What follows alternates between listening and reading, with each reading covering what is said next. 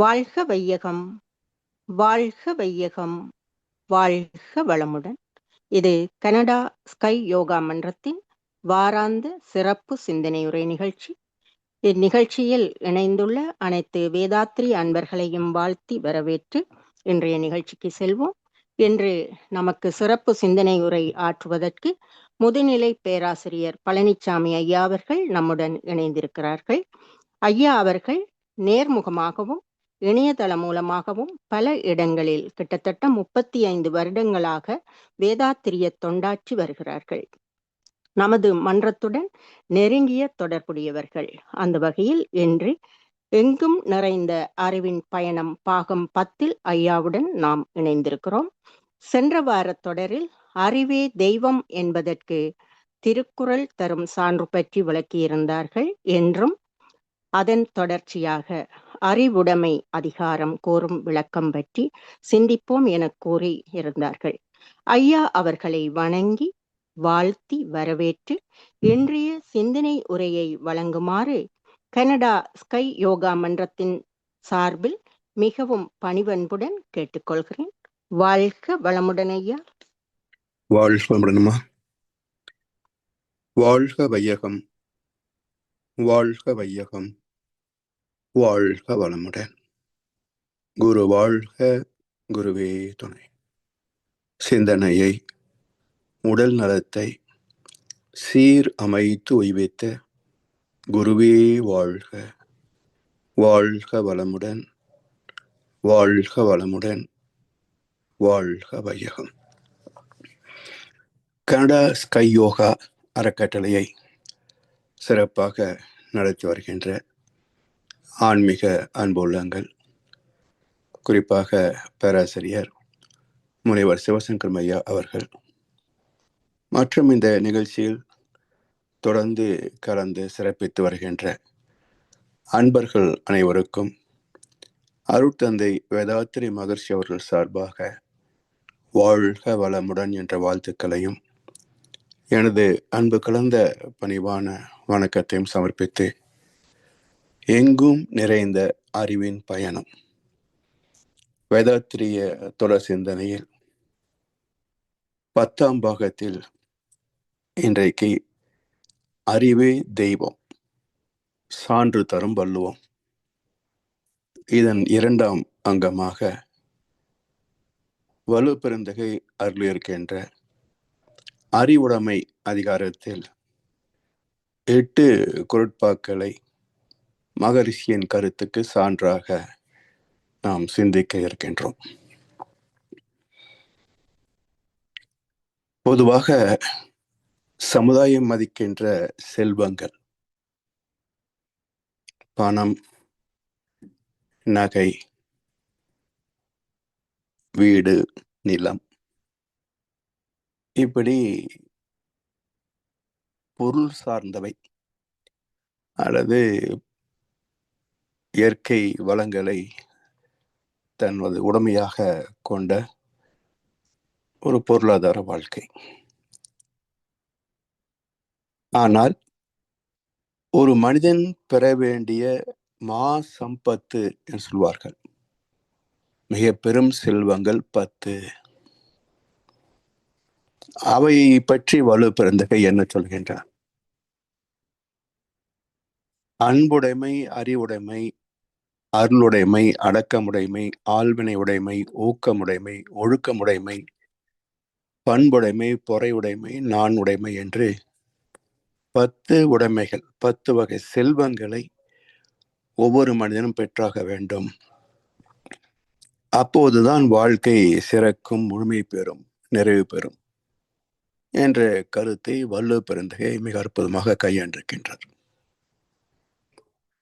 இதை கவிஞர் ஆத்மநாதன் 5 அதிகாரங்களை ஒரே 4 வரி பாடலிலே தந்திருக்கின்றார். அறிவில்லாத மனிதருள்ளம் அருள் இல்லாதது, அருள் இல்லாத மனிதருள்ளம் பண்பில்லாதது, பண்பில்லாத மனிதனுள்ளம் பணிவில்லாதது, பணிவில்லாத மனிதருள்ளம் அன்பில்லாதது என்று ஒரு 4 வரியில 5 செல்வங்களை குறிப்பிடுகின்றார். அறிவுடைமை, அருளுடைமை, பணிவு என்பது அடக்கம். ஸோ அடக்கமுடைமை, பண்புடைமை, பிறகு அன்புடைமை என்று 5 அதிகாரங்களை ஒரு 4 வரி பாடலிலே கவிஞர் ஆத்மநாதன் கையாண்டிருக்கின்றார். அப்ப எல்லாவற்றுக்கும் மூலம் என்ன என்றால் அறிவுடைமை. ஏனென்றால் அறிவுதான் இறைத்தன்மையினுடைய பிரதானமான முக்கியமான ஒரு தன்மை. இந்த உலகு முழுவதும் ஊடுருவி நிறைந்திருப்பது அறிவுதான். மகிழ்ச்சி அவர்கள் ஒரு கவிதை சொல்றாங்க, உணர்ச்சியாய் சிந்தனையாய் உள்ளதே அறிவென்று உணர்ந்திருந்தேன் பல நாள், மேலும் உண்மை விளங்க உணர்ச்சிக்கு முன்னம் விண்ணில் ஒழுங்காற்றலாய் இயங்கும் உனது திருநிலையும் அறிவே என உணர்ந்தேன் இன்ப ஊற்றாய் நிறைந்த இறைவா என்று சொல்கின்றார். இப்போ சாதாரணமாக உயிர் நிலையிலே ஜீவனாக வாழ்கின்றோம். அப்ப ஜீவன்களிலே அடிப்படை என்ன? உணர்ச்சி. அதன் அடிப்படையிலே எழுகின்ற ஆராய்ச்சி, சிந்தனை. எனவே உணர்ச்சியாய் சிந்தனையாய் உள்ளதே அறிவென்று உணர்ந்திருந்தேன் பல நாள். இந்த உடலை மையமாக வைத்து உடலுடைய வரலாற்றை, பரிணாமத்தை பின்னோக்கி பார்த்த போது, இந்த உடல் தோன்றதற்கு முன்பு, மனிதனாக வாழ்ந்ததற்கு முன்பு 5 அறிவு வரைக்கும் ஜீவராசிகள், துவக்கம் நுண்ணுயிர். இதுல தானே உணர்ச்சி வந்தது. அப்ப உணர்ச்சிக்கு முன்னம், உயிர் தோன்றுவதற்கு முன்னம் இங்கே பஞ்சபூதங்கள் நிறைந்த உலகம் இருக்கிறது. அப்ப அங்க அறிவு இல்லையா என்றால், உணர்ச்சிக்கு முன்னம் விண்ணில் ஒழுங்காற்றலாய் இயங்கும் உனது திருநிலையும் அறிவே என உணர்ந்தேன். அப்ப ஜீவன்களிலே வெளிப்பட்ட உணர்ச்சிக்கு முன்பாகவே பஞ்சபூதங்களிலும் ஒழுங்காற்றலாக விளங்கினாய். அந்த ஒழுங்காற்றலும் அறிவின் வெளிப்பாடு என்பதை அறிந்து கொண்டேன். உணர்ச்சி சிந்தனை மட்டும் அறிவு அல்ல, ஒழுங்காற்றலே அறிவு என்பதை அறிந்து கொண்டேன்.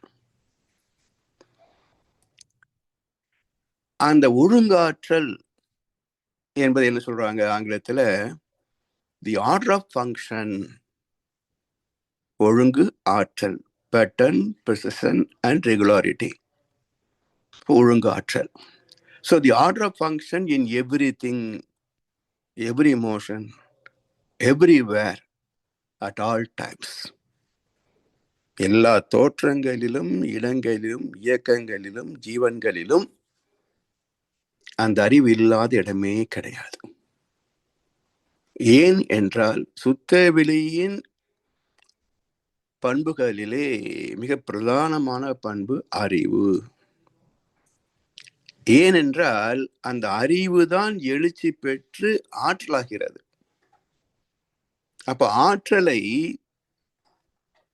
என்ன சொல்கின்றோம்? வேகம். அறிவுக்கு விவேகம். அப்ப இரண்டும் ஒன்றேதான். இருப்பிலே அறிவு, இயக்கத்திலே ஆற்றல்.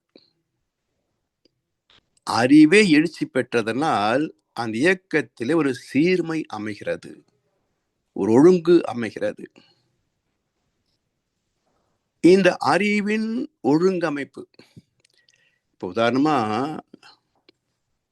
வீடுகள்ல குழந்தைகள் இருக்கிறாங்கன்னு வச்சுங்களேன். 2 குழந்தைகள் மாலை பள்ளி விட்டு வீடு வந்த உடனே ஒரு குழந்தை அந்த புத்தகங்களை எல்லாம் ஒழுங்கா எடுத்து வைத்து விட்டு, காலணிகளை எல்லாம் ஒழுங்கா எடுத்து கழுவி வச்சுட்டு, முகத்தை கழுவி பிறகு அம்மா இடத்துல வருகிறது. இன்னொரு குழந்தை என்ன பண்ணுது? ஒரு கால் உதறினா அந்த சூ ஒரு பக்கம், மறு காலை உதறினால் அந்த சூ எதிர்பக்கம். புத்தகத்தை தூக்கி கடைசியது, அது எங்க போய் விழுந்தது? ஆமா என்று போய் ஓடி அம்மா கிட்ட போகுது. உண்மையில பார்த்தா இந்த குழந்தைக்கு தான் அம்மா மேல பாசம் அதிகம்னு சொல்லலாம், இல்லையா? ஆனா அம்மா என்ன சொல்றாங்க? அறிவு கட்டவன, இப்படி எல்லாம் ஒவ்வொன்றத்துல தூக்கி வச்சுட்டு வந்தா யார் எடுத்து வைக்கிறது? ஒழுங்கா எடுத்து வை. அவன் பார் ஒழுங்கா எடுத்து வச்சு வந்திருக்கான் பார். அப்போ இங்கே பாசத்தை விட, அன்பை விட அறிவுக்குத்தான் முதலிடம். அப்ப எங்கே அறிவு வெளிப்படுகிறதோ அது சிறப்புக்கு உரியதாகிறது. அதனால் அறிவுதான் முதன்மையானது, அறிவுதான் சிறப்பை தரக்கூடியது.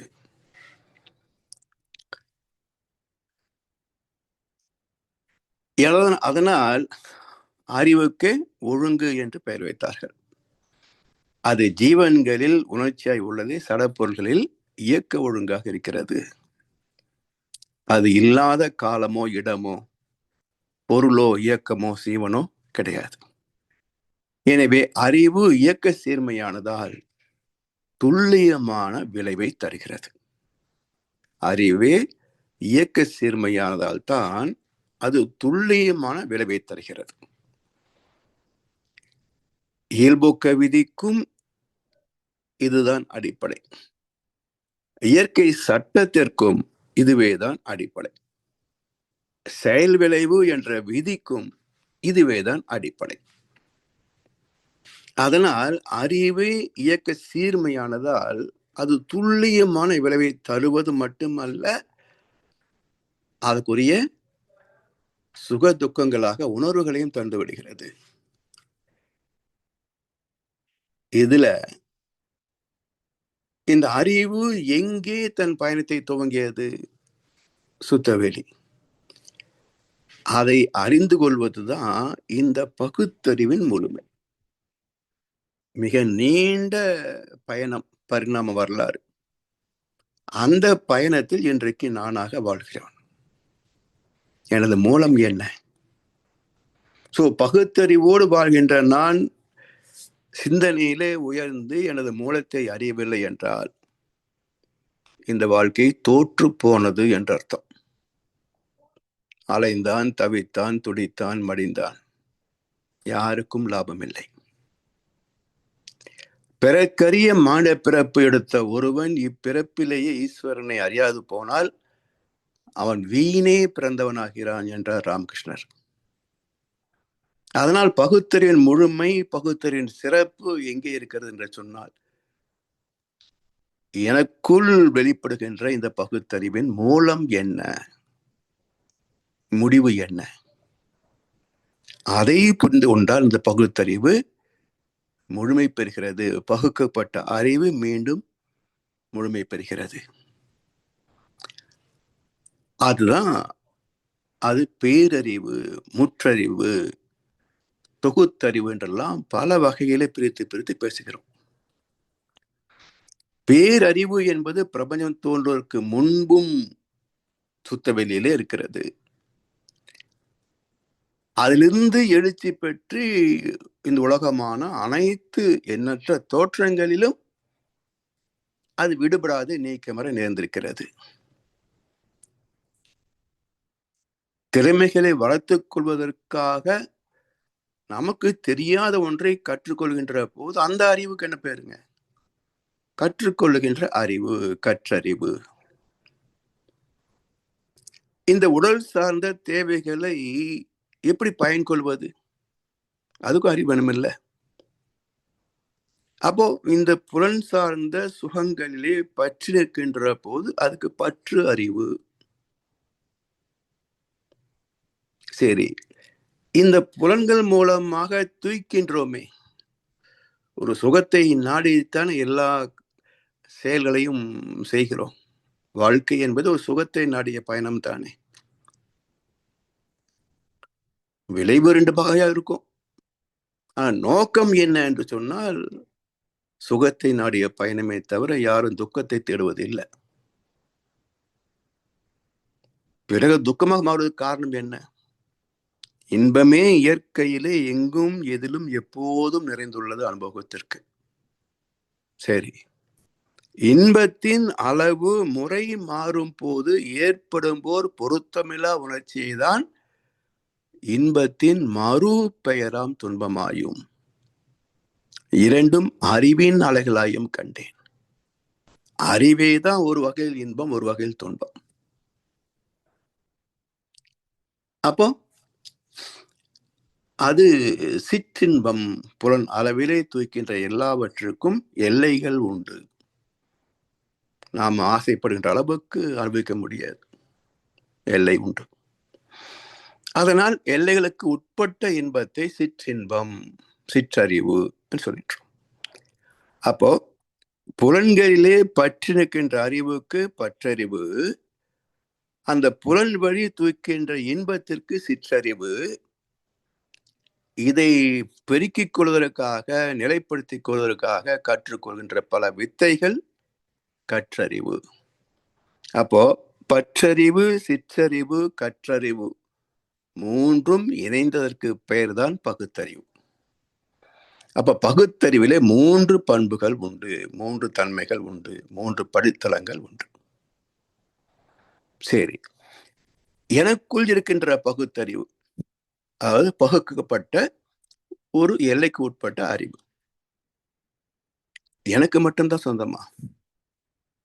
820 கோடிக்கும் அதிகமான எல்லா மக்களுக்கும் உண்டு அல்லவா?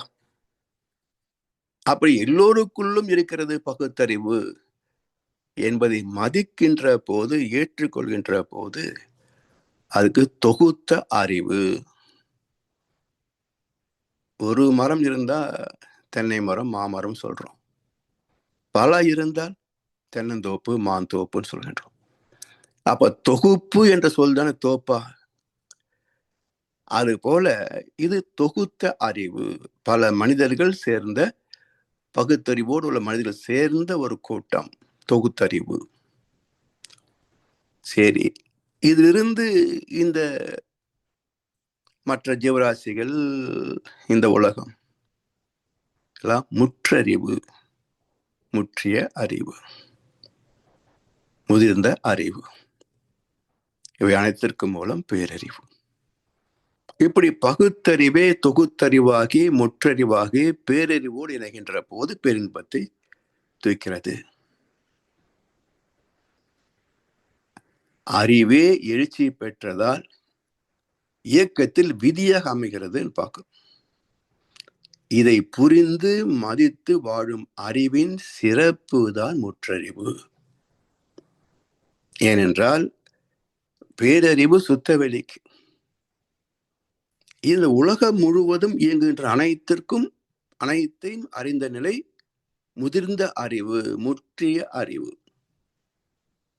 அந்த முற்றிய நிலையிலே இந்த வாழ்க்கையை எப்படி செம்மைப்படுத்திக் கொள்வது, துன்பம் இல்லாமல், நோய் இல்லாமல், சிக்கல் இல்லாமல் வாழ்வது எப்படி என்ற வழிவகை கண்டு அதை வாழ்ந்து துய்ப்பது முற்றறிவு. இதை அறிந்தவன் பெரியோன். இந்த முற்றறிவை அறிந்தவன் பெரியோன், அறிய முனையாதவன் சிறியோன். அறியாதவன் சிறியோன் மட்டுமல்ல, அறிய முனையாதவனே சிறியோன். ஏன்னா முனைப்பு இருந்தால் தானே அறிய முடியும். அறிவதற்கான முனைப்பே இல்லை என்று சொன்னால் அவர் என்னன்னு சொல்வது? வெறும் ஜடம் என்றுதான் சொல்லணும். எனவே the journey of consciousness is evolution and transformation. அந்த அறிவின் எழுச்சி தான் பரிணாமம், மாற்றங்கள். அதுல பூத்த இறுதி மலர் தானே மனிதன். தாயின் கரு பையில் உருவாகிய போது உருவானதுன்னு கண்டுபிடிக்க முடிந்ததா? இல்ல. அவ்வளவு நுண்ணிய சிறு துகளின் ஆற்றலும் அறிவும் தாயின் உடலில் நாதம் என்ற உயிர் சக்தி ஈர்த்து ஈர்த்து தன்வயமாக்கி வளர்ச்சி பெற்று 9 மாதத்தில் அருமையான அழகான குழந்தையாக பிரசவமாகுது இல்லையா? சரி, 14-16 வயதுக்குள்ள என்ன வேகத்துக்கு வளர்றோம்? இப்போ 70-80 வயசு இன்னைக்கு இந்தியாவில் ஆவரேஜ் லைஃப் ஸ்பேன் அப்படின்னா 80-90 வரைக்கும் வந்துருச்சுன்னு சொல்றாங்க. இப்ப 14 வயது வரைக்கும் வளர்ந்த அதே வேகத்தில் 90 வயது வரைக்கும் ஒரு மனிதன் வளர்ந்ததாக வைத்துக் கொண்டால் எப்படி இருக்கும் உயரம் பாருங்க. அப்போ இதற்கு மேல் வளரக்கூடாது என்று விதித்தது யார்? 6 அடியோ 6.25 அடியோ, இதற்கு மேல் வளர்ச்சி இல்லை என்று விதித்தது யார்? சரி, உடலின் உயரம் நின்று விட்டது, அறிவின் உயரம் நிக்குதா? ஒவ்வொரு தலைமுறையிலையும் அறிவு வளர்ந்து கொண்டேதானே போகுது. என்றால் அறிவின் வளர்ச்சி எதை நோக்கி எங்கே போய் நிறைவு பெறும், முழுமை பெறும், முற்று பெறும்? அதான் பேரறிவு. அதனால் ஒவ்வொரு இடத்திலேயும் ஒரு எல்லை வகுக்கிறது இல்லையா? அதற்கு என்ன தேவையோ அதன் அடிப்படையில் எல்லைகள் வகுக்கப்படுகின்றன. அப்ப தேவையை ஒட்டி அறிவு, எங்கெல்லாம் என்னென்ன தேவையோ அதை ஒட்டி வந்ததுதானே பரிணாமம். இதை கொண்டு பிரபஞ்சம் முழுவதும் என்னென்ன சிறப்புகள் அடங்கியிருக்கின்றன என்பதை ஊகிக்கின்ற அறிவும் பகுத்தறிவின் வளர்ச்சி தானே. அது மட்டும் இல்லை, இந்த அறிவின் சிறப்பை எங்கெல்லாம் பார்க்கலாம். இப்போ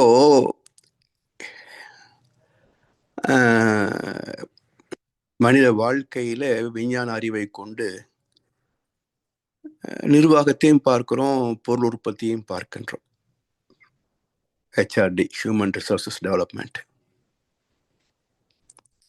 இது எல்லாவற்றையும் நிர்வகிக்கின்ற அட்மினிஸ்ட்ரேஷன், அதை மேனேஜ்மெண்ட் என்று சொல்கின்றோம்.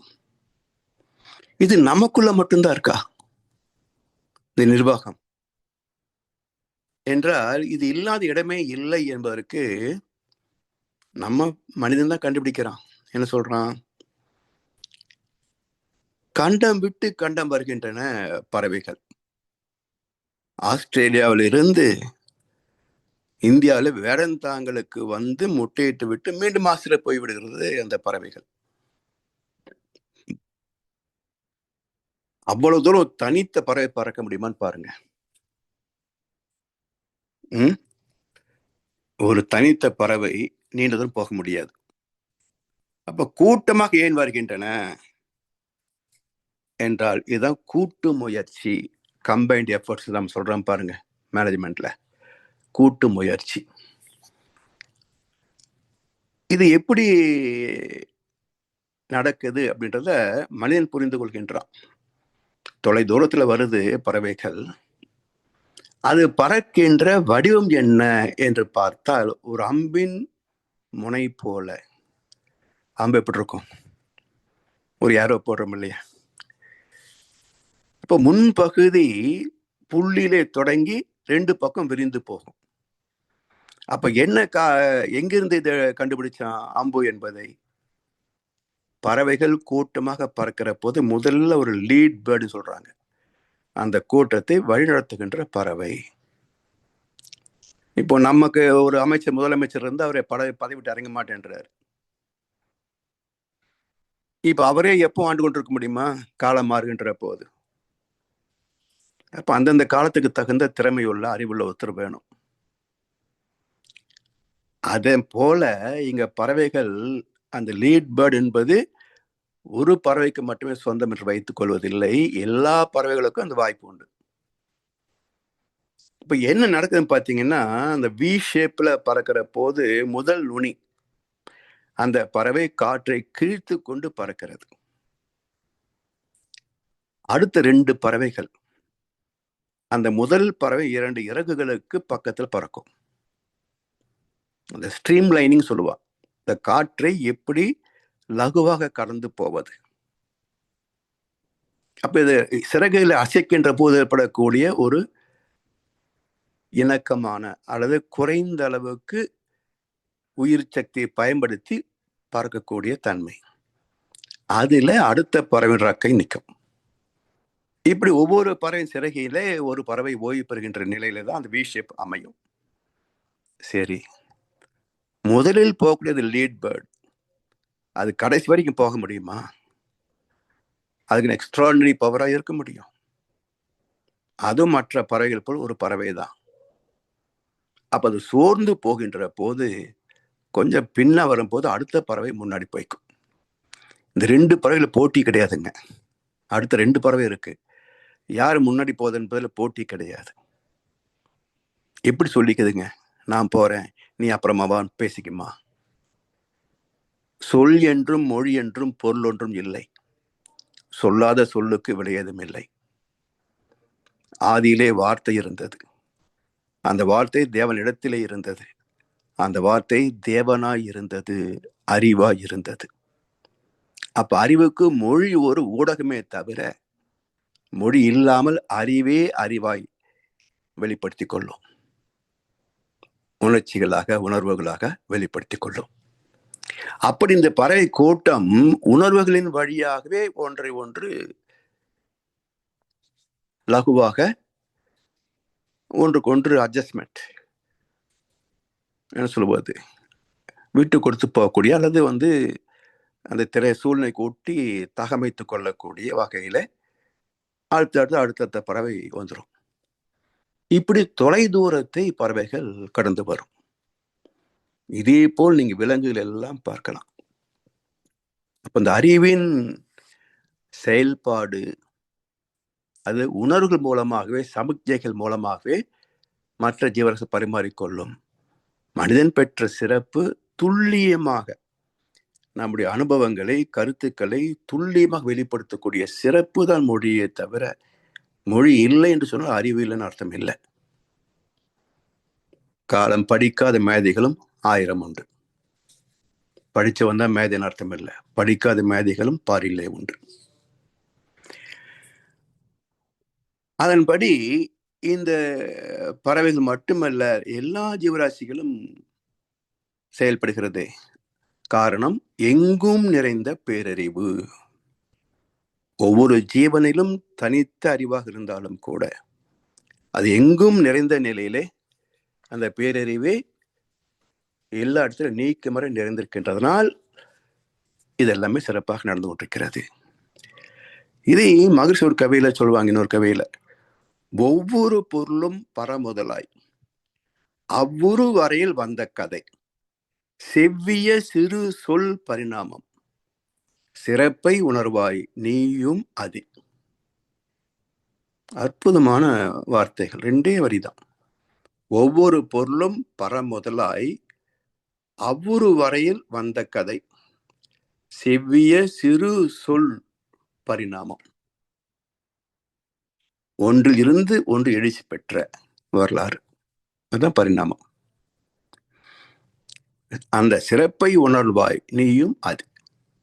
அதே தெய்வத்தின் பல்வேறு தோற்றங்கள் தான் உலகங்களும் உயிர்களும். அதிலே வந்த ஒரு ஜீவன் தான் மனித இனம். அதிலே இன்றைக்கு 820 கோடிக்கும் அதிகமான மக்கள். அதிலே நானும் ஒருவன், நீயும் அதே. இதை அறிகின்ற பகுத்தறிவின் வளர்ச்சியை நோக்கிய பயணத்தில் என்னாச்சுங்க, பிறப்போக்கும் எல்லா உயிர்க்கும் சிறப்பு ஒவ்வா செய் தொழில் வேற்றுமையான். அனுபவங்கள் நமக்கு மயக்கத்தை தந்தது. அனுபவங்கள் நமக்கு மயக்கத்தை தந்தன. என்ன மயக்கம்? இந்த புலன் சுகங்களே வாழ்க்கை. புலன் சுகங்களே வாழ்க்கை. நல்லா சாப்பிடணும், நல்லா ஊர் சுத்தணும், கண்டதெல்லாம் அனுபவிக்கணும். இதைத்தான் மக்கள் எதிர்பார்க்கிறாங்க. நீங்க யார்கிட்டையாவது வாழ்க்கையின் நோக்கம் என்னன்னு கேட்டு பாருங்களேன், என்ன சொல்லுவாங்க? நிறைய சம்பாதிக்கணும், நிறைய சொத்து சேர்க்கணும், நல்லா என்ஜாய் பண்ணணும். இதுக்குத்தானே பிறந்திருக்கிறோம். இதுக்கு ஒரு பிறப்பு தேவையான்னு எத்தனை பேர் சிந்திக்கிறாங்க? இல்லை, கேள்வியில் கேட்டா அது அந்த சிந்தனை ஏற்றுக்கொள்ளக்கூடிய அல்லது அது ஏதாவது கருத்து உண்டா, பொருள் உண்டா என்று கொஞ்சம் பொறுமையா 2 நிமிஷம் கேட்கிற அளவுக்கு எத்தனை பேருக்கு அக்கறை இருக்குன்னு பாருங்களேன். இருக்காது. அதனால் இந்த புலன் மயக்கங்கள், அந்த புலன் மயக்கங்களுக்கு துணை செய்கின்ற 3, இது பொருள், புகழ், அதிகாரம். இந்த 3ம் புலன் மயக்கத்திற்கு அதிக அளவிலே தூய்ப்பதற்கு துணை செய்யும். கண்ணாசு அழகா சொல்லுவாரு, படித்தவன் கருத்தெல்லாம் சபை ஏறுமா, பொருள் படைத்தவன் கருத்தானால் சபை மேறுமா.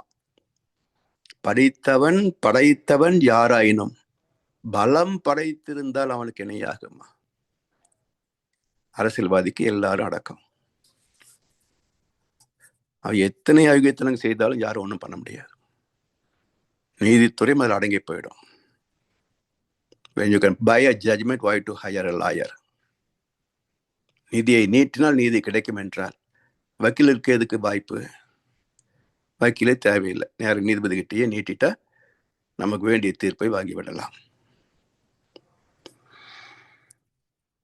எனவே பொருள், புகழ், செல்வாக்கு, புலன் இன்பங்கள் மயக்கத்தை தந்து வாழ்க்கை திசை திருப்பி விட்டன.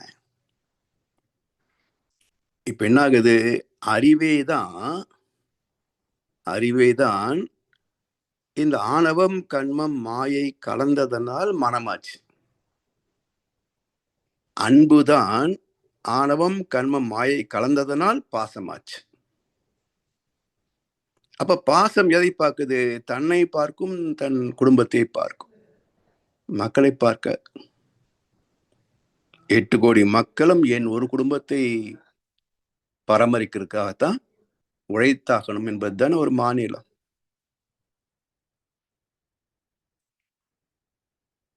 இந்தியாவில் ஒரு பணக்காரனுக்கு 600 பேர் வேலை செய்யறாங்க. பேர் சொல்ல வேண்டாம். 24 மாடி மாளிகை. அந்த 27 மாடி மாளிகையில ஒரு குடும்பம் வாழ்கிறது. அந்த ஒரு குடும்பத்தின் தேவைக்கு வீட்டு வேலை செய்வதற்கோ மற்ற வேலைகளுக்கெல்லாம் 600 பேர் வேலை செய்யறாங்க அந்த வீட்டுக்குள்ள, பங்களாக்குள்ள. இப்படி ஒரு குடும்பம், ஒரு வசதியான வாழ்க்கை வச்சுங்களேன். இப்படி ஒரு சிலர் மட்டும் வாழ்கின்ற போது எல்லாரும் அதை நோக்கி ஓடுகின்றாங்க. அப்ப என்ன ஆகுது? அறிவு, மனம் என்ற நிலையில் அன்பு, பாசம் என்ற எல்லைக்குள் அடங்கி போவதனால் சிறப்பு ஒவ்வா செய் தொழில் வேற்றுமையான் வேதங்கள் வெளிப்படுகின்றன. சரி, இதே போல் எல்லாரும் வாழ்ந்து விட்டார்களா? இல்ல. இதை கடந்து சில பேர் சிந்திச்சாங்க. என்னதான் சம்பாதிச்சா என்ன, என்னத்தை சம்பாதிச்சு, என்னத்தை அனுபவிச்சு, என்ன சுகத்தை கண்டேன் போ என்று ஒரு கட்டத்தில் ஒரு விரக்தி, ஒரு வெறுப்பு, ஒரு ஆராய்ச்சி வருகின்ற போது அங்கிருந்து அடுத்த நிலைக்கு போறாங்க. சரி, எதுதான் எல்லை? எதற்கு? இந்த வாழ்க்கைக்கு இதுதான் எல்லை கோடு. அப்போ அதை தேடி போறாங்க. இன்பம் எங்கே, இன்பம் எங்கே என்று தேடு. அது எங்கிருந்த போதும் அதை நாடி ஓடு. சரி, இதை சொன்னவரு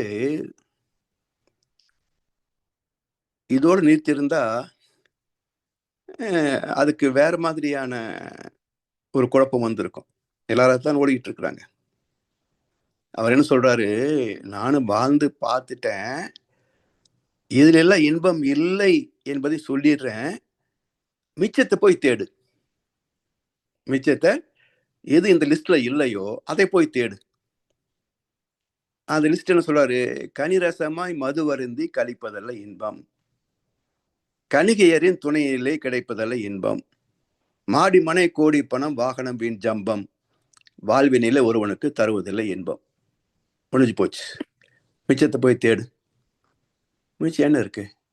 மாடி மனை கோடி பணம் வாகனம் வீண் ஜம்பம், மது, மாது, மிச்சம் என்ன இருக்குங்க இந்த உலகத்துல? இதைத்தான் சுகம் என்று நாடும் இத்துர்புத்தியை ஏதென்று எடுத்துரைப்பேன் ஜெரிவா கச்சியகம்பானே என்றார் பட்டினத்தார்.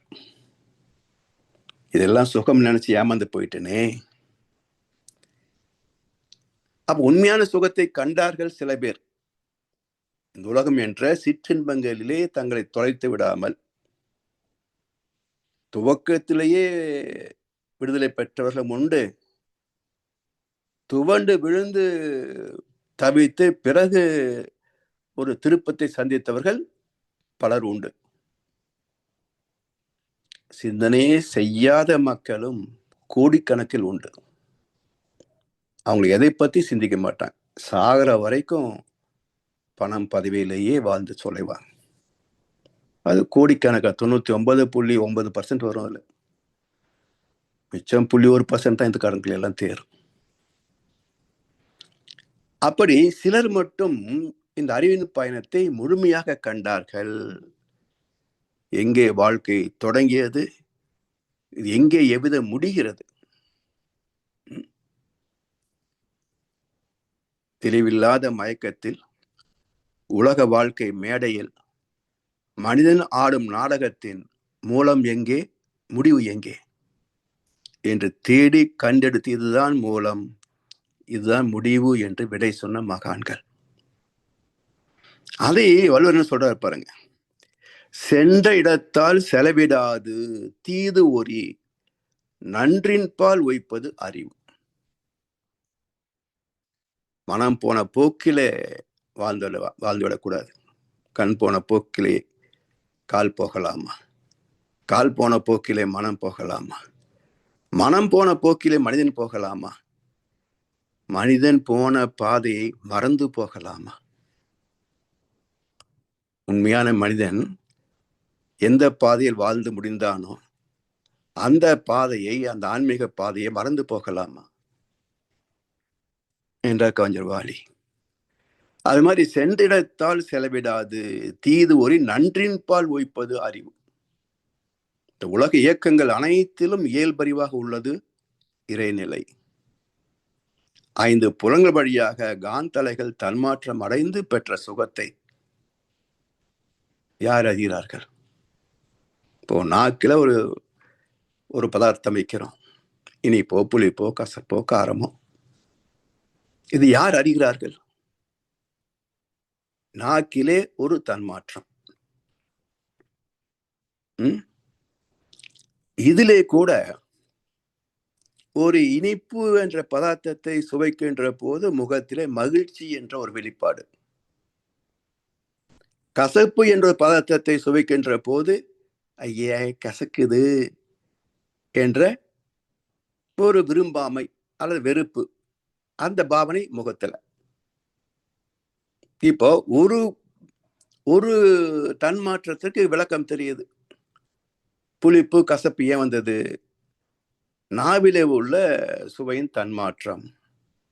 அதனால் இனிப்பு கசப்பு புளிப்பெல்லாம் அறுசுவையாக இருக்குது. சரி, இப்ப கேள்வி என்ன என்றால், இனிப்பு சாப்பிடுகின்ற போது முகத்தில் மகிழ்ச்சி தோன்றுவானேன், கசப்பை சாப்பிடுகின்ற போது முகத்தில் வெறுப்பு தோன்றுவானேன்? இந்த கன்வர்ஷன், முகத்தில் தோன்றுகின்ற பாவனைகளுக்கு என்ன காரணம் என்றால், மூளையில ஏற்படக்கூடிய தன்மாற்றம். லோப்ஸ், லிம்பிக், ஹைப்போதலமஸ், மெல்லுலார் என்று 4 டிபார்ட்மெண்ட் வேலை செய்யுது. கை கால் இயக்கங்கள், சுகதுக்க உணர்வுகள், இனிப்பு கசப்பு இதை உணர்கின்ற ஒன்று. பிறகு சிந்தனை ஆராய்ச்சி, உணர்வு, உணர்தல், இது ஒரு. இப்படி மூளை 4 டிபார்ட்மெண்ட்ல இந்த இனிப்பை சுவைக்கின்ற போது ஒரு தன்மாற்றம், அது முகத்திலே மகிழ்ச்சியாக வெளிப்படுகிறது. கசப்பில் ஏற்படுகிற தன்மாற்றம் முகத்திலே அது ஒரு பாவனை ஏற்படுத்துகிறது. சரி, இப்போ நாக்கு உணர்கிறதா இல்ல மூளை உணர்கிறதா? எல்லாவற்றையும் தொகுத்து அறிவுதான் அறிகிறது. இப்ப அறிவு நாக்குல இருக்குதா மூளையில இருக்குதா? உடலின் அனைத்து திசுக்களிலும் அதை சூழ்ந்து காற்று மண்டலத்திலே அறிவு இருக்கிறது, இல்லாத இடம் கிடையாது. அப்போ புலன்கள் வழியாக தொடர்பு கொள்ளப்படுகின்ற பொருட்களும் உறவு நட்பும் சுகதுக்கமாக அறிவது எது என்று சொன்னால் அறிவுதான் அறியும் திறன் உடையது. அதற்கு இந்த மூளை, புலன்கள், பொருட்கள், உலக மக்கள் எல்லாமே துணை செய்கின்றன. அறிவுதான் வாழ்க்கை. அதனால் நன்றின் பால் உய்ப்பது அறிவு. எது இந்த வாழ்க்கைக்கு ஆதாரம்? இந்த பிறப்பு என்று இல்லை என்று சொன்னால் அனுபவங்கள் இல்லை. அனுபவங்களுக்கு புலன்களும் மூளையும் இல்லைன்னா முடியல. அப்ப உடலை கடந்து பொருட்களும் சக மனிதர்கள் இல்லை என்று சொன்னால் அதுவும் இல்லை. அப்போ இந்த பிறர்க்கரிய மாட பிறப்பு இதுல தானே உணர முடிகிறது. அப்ப இப்படி ஒரு வாய்ப்பை தந்த ஒரு மூலப்பொருள் ஏதோ சிறு உதவி செய்தால் கூட நன்றி பாராட்ட வேண்டும் என்று நினைக்கிறோம். அப்போ என்னன்றி கொன்றார்க்கும் உய்வுண்டாம் உய்வு இல்லை, செய் நன்றி கொன்ற மகற்கு. செய்த நன்றி, செய்கின்ற நன்றி, செய்ய போகின்ற நன்றி, 3 காலத்திற்கும் பொதுவான சொல் செய் நன்றி கொன்ற மகற்கு. அப்போ இதுவரைக்கும் உதவியவன் இறைவன், இன்றைக்கும் நமக்கு அனைத்தையும் தருபவன் இறைவன், நாளை பொழுதுக்கும் பொறுப்பேற்றது இறைநிலை. இப்ப இவனுக்கு நன்றி செலுத்தவில்லை என்று சொன்னால் உனக்கு விமோசனமே கிடையாது, மன்னிப்பும் கிடையாது. எனவே செய் நன்றி கொன்றார்க்கு, அதை நன்றின்பால் ஒய்ப்பது அறிவு. எனவே தன்மாற்றம் அடைவதால் காந்தம் செலவாகி இருப்பு குறைகிறது. அதனால் அறிவு பேரறிவோடு லயமாக முடியாமல் தடைப்படுவது தீது. தடைப்படுவது தீது. வாழ்க்கையின் பயணம் குறைபடுகிறது, பாதியில முடிச்சு போகுது. அப்போ இந்த புலன்வழி வாழ்க்கைக்கு காரணம் என்ன என்றால் மயக்கத்தில் சிக்கிய வாழ்க்கை. விளக்கம் பெறவும் வழி இல்லை, விடுதலை பெறவும் முடியவில்லை. இப்படி ஒரு அடிமைத்தன வாழ்க்கை என்று தனியும் எங்கள் அடிமையின் மோகம் என்றார் பாரதியார். அடிமைத்தனத்தை யாரும் விரும்புறதில்லை. ஆனால் அடிமைத்தனத்தை நேசிக்கின்ற ஒரு ஜீவன் உண்டு என்று சொன்னால் மனிதர்கள் தான். பணத்துக்கு அடிமை, சுகத்துக்கு அடிமை, நாக்குக்கு அடிமை, பெண்ணுக்கு அடிமை, மதுவுக்கு அடிமை, பதவிக்கு அடிமை. இந்த அடிமைத்தனத்தை நேசிக்கின்ற ஜீவன், விரும்புகின்ற ஜீவன், அதுக்காக தெய்வத்திடத்துல போய் வேடுகின்ற ஜீவன் மனுஷனை தவிர வேற என்ன? அதனால் மூலத்தை அறியாத காரணமே இந்த மயக்க வாழ்க்கைக்கு காரணம். எனவே நன்றின் பால் ஒய்ப்பது அறிவு. தேவ நீதியின்படி ஒவ்வொரு செயலுக்கும் சுகம் துக்கம் என்ற விலை வருகிறது இல்லையா? இதை உணர்ந்து நன்றாற்றி நலம் பெறுவதற்கு துணையானது பகுத்தறிவு. இதை பயன் கொள்வதே நன்றின் பால் ஒய்ப்பது அறிவு. பேரறிவான கடவுளை நாடிய அறிவின் பயணமே இந்த பிறப்பின் நோக்கம். அதனால் எப்பொருள் யார் யார் வாய் கேட்பினும் அப்பொருள் மெய்ப்பொருள் காண்பது அறிவு. இன்றைக்கு இந்த அறிவு தான் ஆப்சென்ட். உலகத்துல, குறிப்பாக தமிழ்நாட்டில் இந்த அறிவு தான் ஆப்சென்ட், கிடையாது. யார் எதை சொன்னாலும் நம்புவார்கள். புத்தாண்டு பிறக்கிறதுக்கு முன்பு கேலண்டரை இந்த திசையில் மாற்றக்கூடாது, ஏன் தெரியுமா அப்படின்னு ஒரு யூடியூப் 10 லட்சம் பேர் பார்த்திருக்கான்.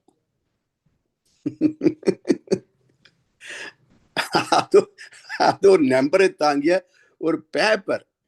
அது எந்த திசையில மாட்டினா என்ன கேடு வந்தது? இதை 10 லட்சம் பேர் பார்த்திருக்கான். அப்போ எப்பொருள் யார் யார் வாய் கேட்பினும் அப்பொருள் மெய்ப்பொருள் காண்பது அறிவு என்று வள்ளுவர் சொல்லி 2550 வருஷம் ஆச்சே. இவனுக்கு இன்னும் அந்த அறிவு வரலையே. அப்ப வள்ளுவர் வார்த்தையில சொல்வது என்றால் என்ன சொல்லுவாரு?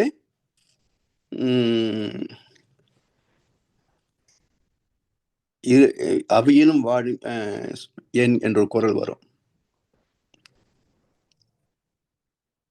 அதாவது சொன்னாலும் கேட்கறது இல்லை, அவனாவும் புரிஞ்சுக்கிறது இல்லை.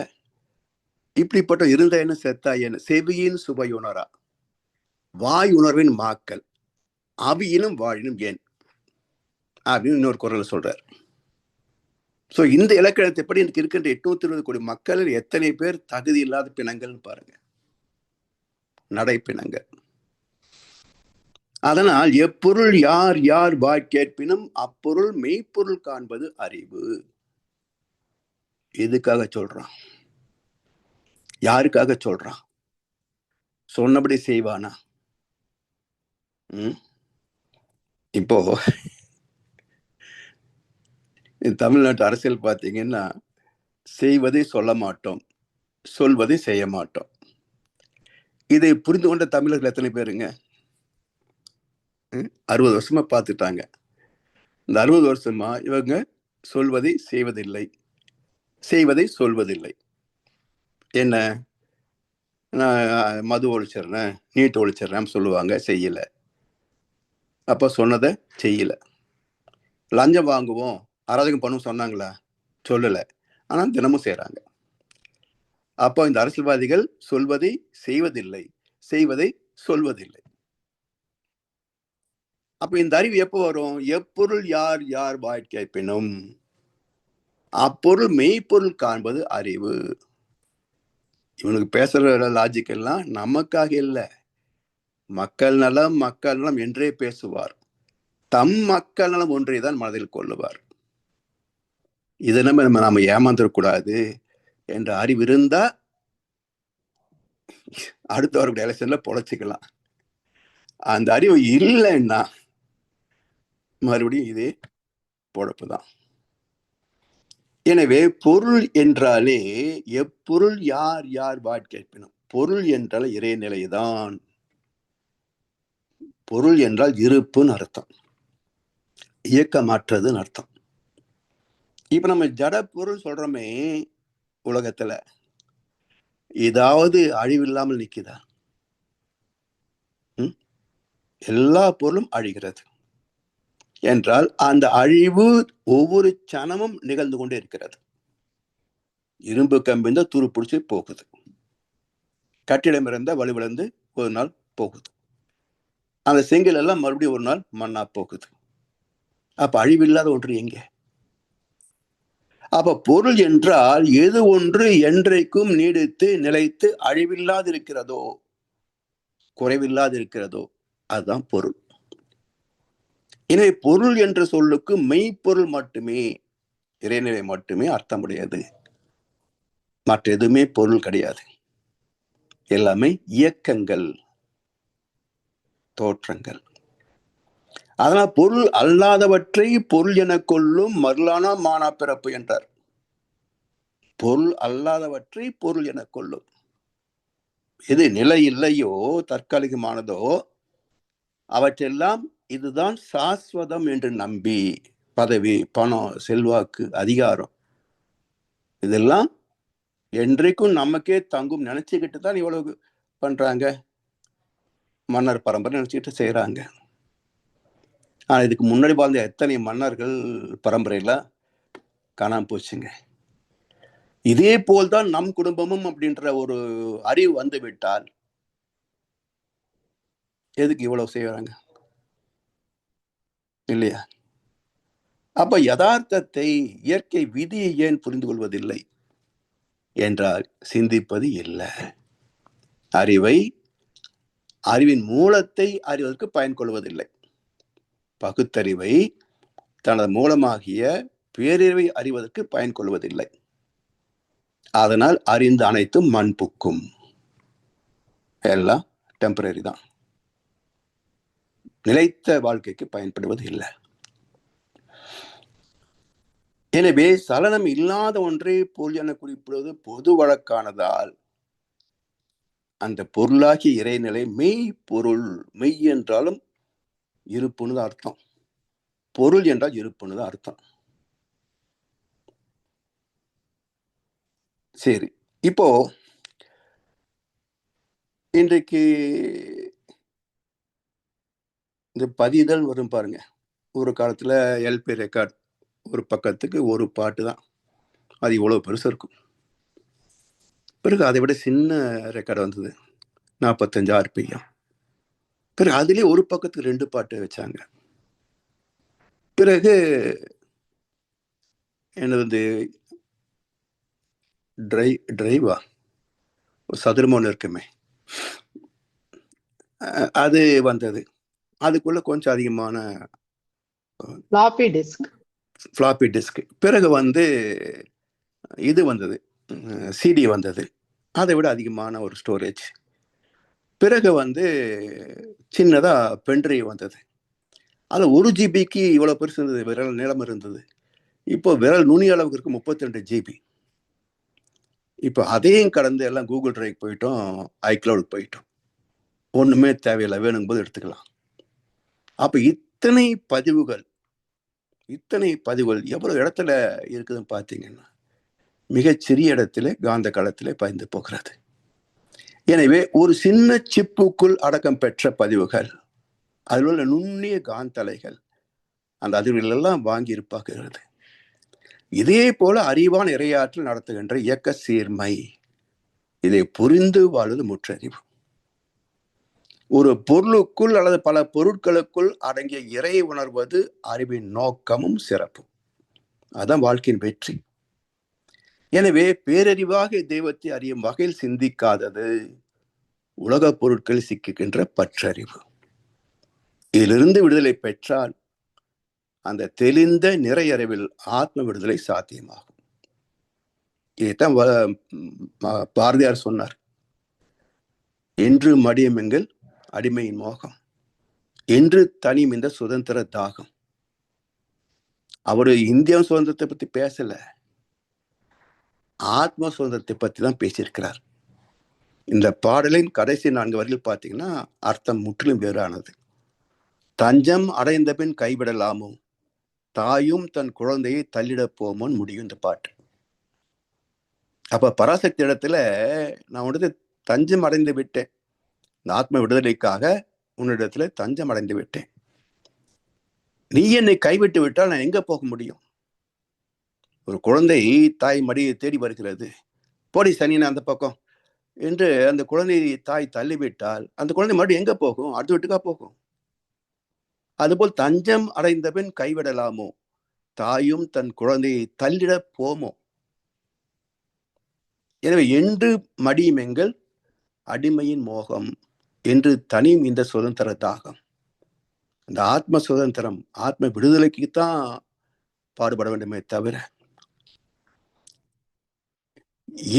என் பொருளாக செலச் சொல்லி தான் பிறவாய் நுண்பொருள் காண்பது அறிவு. மிக அற்புதமான குரல். என் பொருளவாக செலச் சொல்லி தான் பிறவாய் நுண்பொருள் காண்பது அறிவு.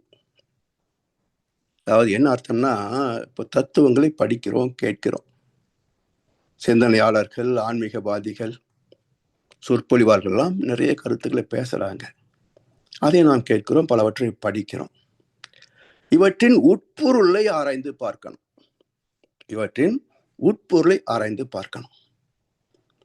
கருத்துக்களிலே தெளிவும் வார்த்தைகளிலே அழுத்தமும் இருப்பது நல்ல உரைக்கு சான்று. அதுதான் சொல்ல வருவது, தான் பிறவாய் நுண்பொருள் காண்பது அறிவு. தத்துவத்திலே தெளிவும் வார்த்தைகளிலே அழுத்தமும் இருந்தால் அது அனுபவத்திற்கு சான்று என்பார் மகர்ஷி அவர்கள். ஒருத்தர் நல்ல அனுபவம் இருக்குது அப்படின்னா எதை வைத்து நம்ம புரிஞ்சுக்கிறது அப்படின்னா, அவர் சொல்லக்கூடிய கருத்துக்கள் தெளிவாக இருக்கும், வார்த்தைகளிலே அழுத்தம் இருக்கும், உறுதித்தன்மை இருக்கும் என்றார் மகர்ஷி அவர்கள். அதான் வள்ளுவர் சொல்றார், தான் பிறவாய் நுண்பொருள் காண்பது அறிவு. எது ஒன்று எல்லாவற்றிலும் அடக்கமாய் இருந்து கொண்டு நடத்தி கொண்டிருக்கிறதோ நுண்பொருள், அந்த மெய்ப்பொருளை காண்பது அறிவு. சரி, மனிதருக்கு வரும் துன்பங்களை நீக்குவதற்காக இறை அறிவு எழுச்சி பெற்றதே மகான்களின் பிறப்பு, அவதாரம். இவர்கள் நமது அறிவை தூண்டி துன்பங்களுக்கு தீர்வு தரும் வழியை சொல்வார்கள். அந்த விளக்கத்திற்கு பேர் தான் தத்துவம். புரியாமல் பேசுவது தத்துவம் அல்ல. இப்போ பொதுவாக என்ன சொல்லுவாங்க, ஏதோ 2 பேர் நாள் பேசிட்டு இருக்கிறாங்க, என்ன ரொம்ப நாள் பேசிட்டு இருந்தீங்க, என்னவோ சொன்னா ஒரு மண்ணும் புரியல, ஏதோ தத்துவம் பேசினார்.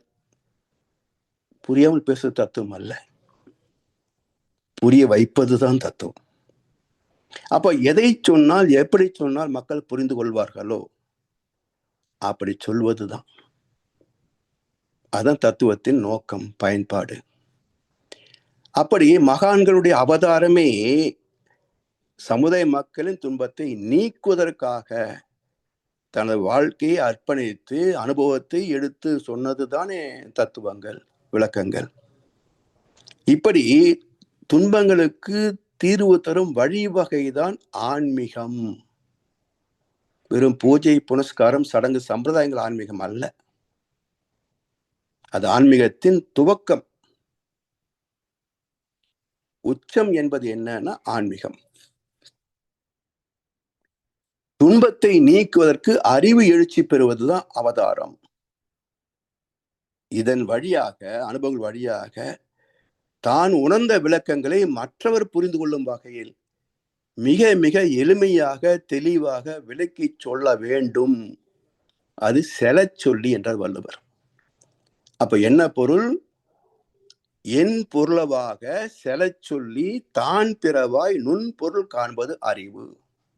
நாம் எதை உணர்கிறோமோ, அனுபவப்படுகிறோமோ, தெளிவு பெறுகிறோமோ, அதை தெளிவாக விளக்கி சொல்லி தான் பிறவாய் நுண்பொருள் காண்பது அறிவு. எல்லாவற்றிலும் இந்த இறைநிலையே அறிவாக இருந்து நடத்தி கொண்டிருக்கிறது. இதை புரியாதவர்களுக்கு புரிந்த விளக்கி சொல்வதுதான் ஆன்மீகம்.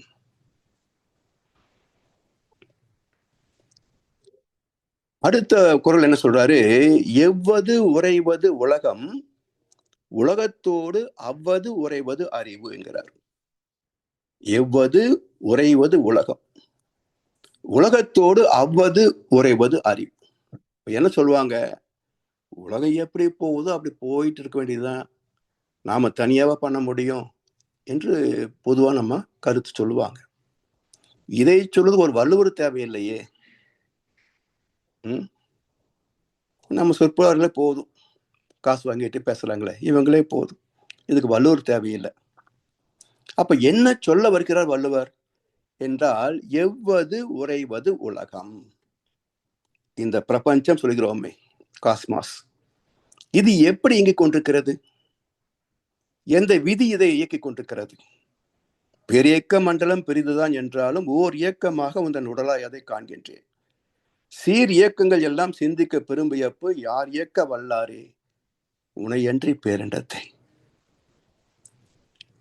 அப்ப இந்த சீர்மை யார் நடத்திட்டு இருக்காங்க? எவ்வது உறைவது உலகம். சரி, புரிஞ்சுக்கிட்டோமா? உலகத்தோடு அவ்வது உறைவது அறிவு. அப்ப எவ்வது உறைவது உலகம்? ஒரு விதி இருக்கிறது, இயல்பொக்க விதி, இயற்கை சட்டம், செயலுக்கு தக்க விளைவு, விதி இருக்கிறது. இந்த விதியை புரிந்து கொண்டு அதனோடு இணைந்து வாழ்வது அறிவு. எவ்வது உறைவது உலகம், உலகத்தோடு அவ்வது உறைவது அறிவு. இந்த உலகம் எந்த விதியின்படி செயல்படுகிறதோ அந்த விதியோடு இணைந்து முரண்படாது வாழ்வதுதான் அறிவின் சிறப்பு. இப்ப சுருக்கமா சொன்னா, தேவநீதி மதித்து வாழ்வது, தேவநீதியை மதித்து வாழ்வது. அறிவுழையார் ஆவது அறிவார், அறிவிலார் அஃது அறி கல்லாதவர். அதாவது இன்ட்யூஷன் சொல்றோம், அதாவது தீர்க்க தரிசனம், எக்ஸ்ட்ரா சென்சரி பர்செப்ஷன், புலன் கடந்த அறிவு. புலன்கு மூலம் அறிவது எல்லாருக்கும் தெரியும், மூளை கொண்டு சிந்திக்கிறோம், ஒண்ணு புரிஞ்சுக்கிறோம், தெரியுது. ஆனால் இது நடக்க போகிறது என்பதை ஒரு உள்ளுணர்வு, இன்ட்யூஷனாக பிரிக்கிறோம். இது யார் சொன்னாங்க? அதே போல நடக்கும். ஒரு வாரம் கழிச்சோ, ஒரு மாசம் கழிச்சோ அது நடக்கும். நடக்கிற போது, ஓ, ஏற்கனவே எங்கேயோ நான் பார்த்த நினைவிற்கே அப்படின்னு தோணும். அப்ப ஆழ்ந்த தூக்கத்தில் கண்ட ஒரு கனவு, அது 2 மாசம் கழிச்சு இன்னைக்கு அதே போல நடக்கும். அதுக்கு என்ன பேரு? எக்ஸ்ட்ரா சென்சரி பர்செப்ஷன், புலன் கடந்த அறிவாக நடக்க போகின்ற ஒன்றை முன்கூட்டியே அறிந்து கொள்வது தீர்க்க தரிசனம். அப்ப வள்ளுவர் என்ன சொல்றாரு? அறிவுடையார் ஆவது அறிவார். என்ன நடக்குமோ அதை அறிவுள்ளவர்கள் புரிந்து கொள்வார்கள். அறிவில்லார் அஃது அறி கல்லாதவர். எது நடக்க போகிறதோ அதை முன்கூட்டியே தெரிந்து கொள்ளக்கூடிய அறிவு இல்லாதவர்கள். இப்போ இந்த வருஷம் தமிழ்நாட்டில் எலெக்ஷன் வரப்போகுது. அள்ளி அள்ளி கொடுக்குறான். ஒரு ஓட்டுக்கு 20,000 வரைக்கும் கொடுக்க போகிறதால கூட ஒரு செய்தி கேள்விப்பட்டேன். இப்போ சாதாரண குடும்பங்கள் சம்பாதிக்கிறது அதை விட அதிகம்தான். அதாவது கீழ்த்தட்ட மக்கள் சொல்றான் பாருங்க, 1000 1500 இல்லாம ஒரு நாளைக்கு அவங்க வேலைக்கு வரதே கிடையாதுங்க. சும்மா உட்காந்துருப்பாங்களே தவிர ஒரு வேலைக்கு கூப்பிட்டீங்கன்னா 1000 ரூபாய் தருவீங்களா 2000 தருவீங்களான்னு தான் கேட்பாங்க. அப்ப அந்த குடும்பத்தின் வருமானம் பார்த்தீங்கன்னா மாசத்துக்கு 1 லட்சத்துக்கு மேல தேரும். 5 பேர் இருக்கிறாங்கன்னு சொன்னா 1 லட்சத்துக்கு மேல தேரும். ஆனா அந்த 1 லட்சத்தை மொத்தமா வச்சு பார்த்தது இல்லை. இப்போ அந்த 5 பேருக்கு ஆளுக்கு 20,000 ரூபாய் கொடுத்தான்னா 1 லட்சம் ரூபாய் கைக்கு வரும். இவன் என்ன பண்ணுவான்னு நினைக்கிறீங்க? போடு 1 லட்சம் ரூபாய் கொடுத்தான கொடுக்க மனசு வேணுமா இல்லை? நல்ல மையா அவனுக்கே போடு. அவன் பல லட்சம் கோடி சம்பாதிச்சது உனக்கு தெரியாதுங்க.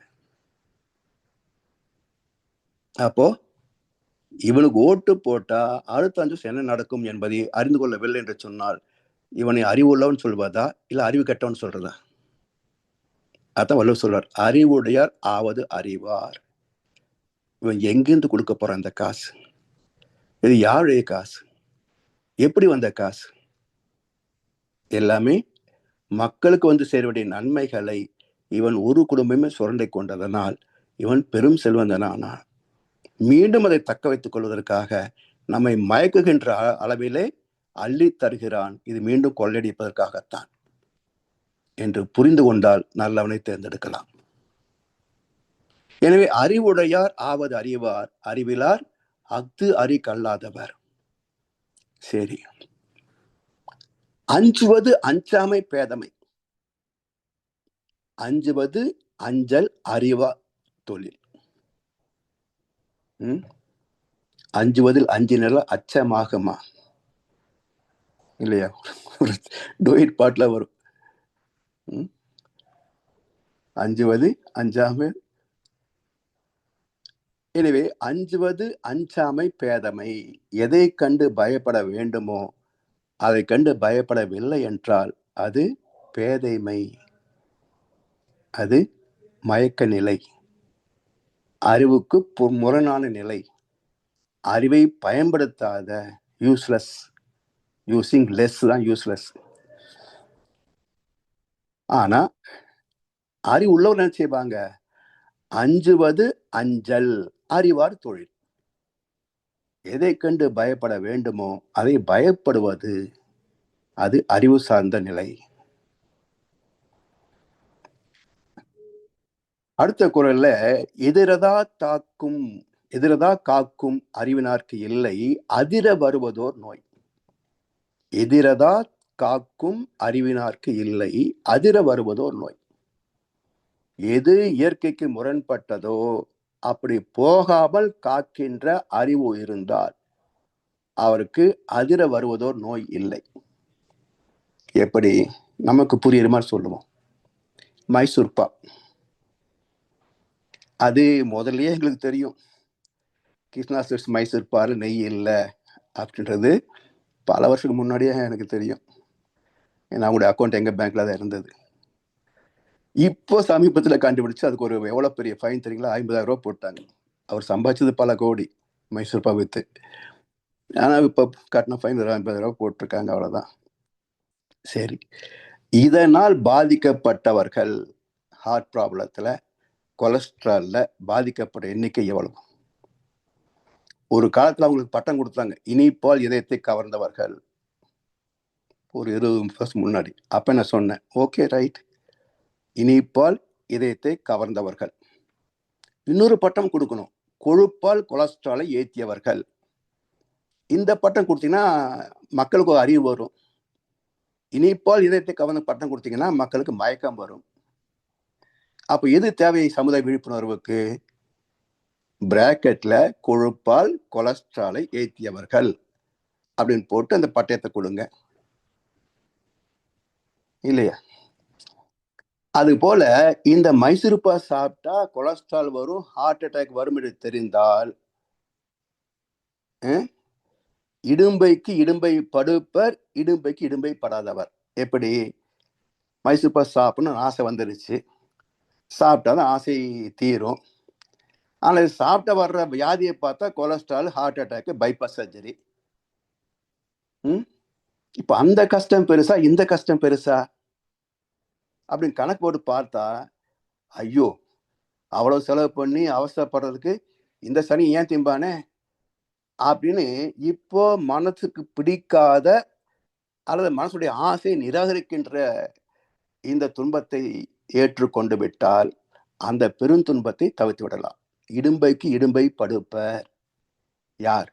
இடும்பைக்கு இடும்பை படாதவர்.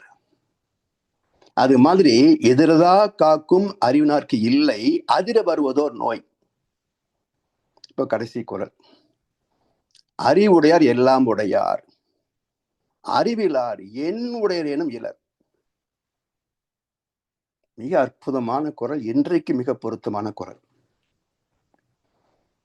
இப்போ ஒரு விஞ்ஞானிக்கு ஒரு வகை அறிவு இருக்குங்க. ஒரு அட்டாமிக் இன்ஜினியர் கிட்ட நீங்க ஒரு சிவில் இன்ஜினியரிங் கொடுத்தீங்கன்னா வேலை சரி வராது. இப்போ இந்தியாவில் ஒரு பொருளாதார மேதை, அவரை பிரதம மந்திரி ஆக்கினாங்க. என்னாச்சு? பொருளாதாரம் கெட்டு போச்சு, நிர்வாகம் கெட்டு போச்சு. அது வள்ளுவர் சொல்வார், ஒரு தொழிலில் சிறப்படைந்தவன் என்பதனால் அவர் எல்லா தொழிலுக்கும் தகுதி உள்ளவன் நினைத்தால் ஒரு நடிகனுக்கு ஓட்டு போட்டு மந்திரி ஆக்கணும் என்ன வரும்ன்றது இங்க யோசிச்சு பார்க்கணும். அவருக்கு நடிகை தெரியும், நிர்வாகம் தெரியுமா? யோசிக்கணும். யோசிச்சா நாட்டுக்கு நல்லது, யோசிக்கலைன்னா ஒரு மனுஷனுக்கு நல்லது.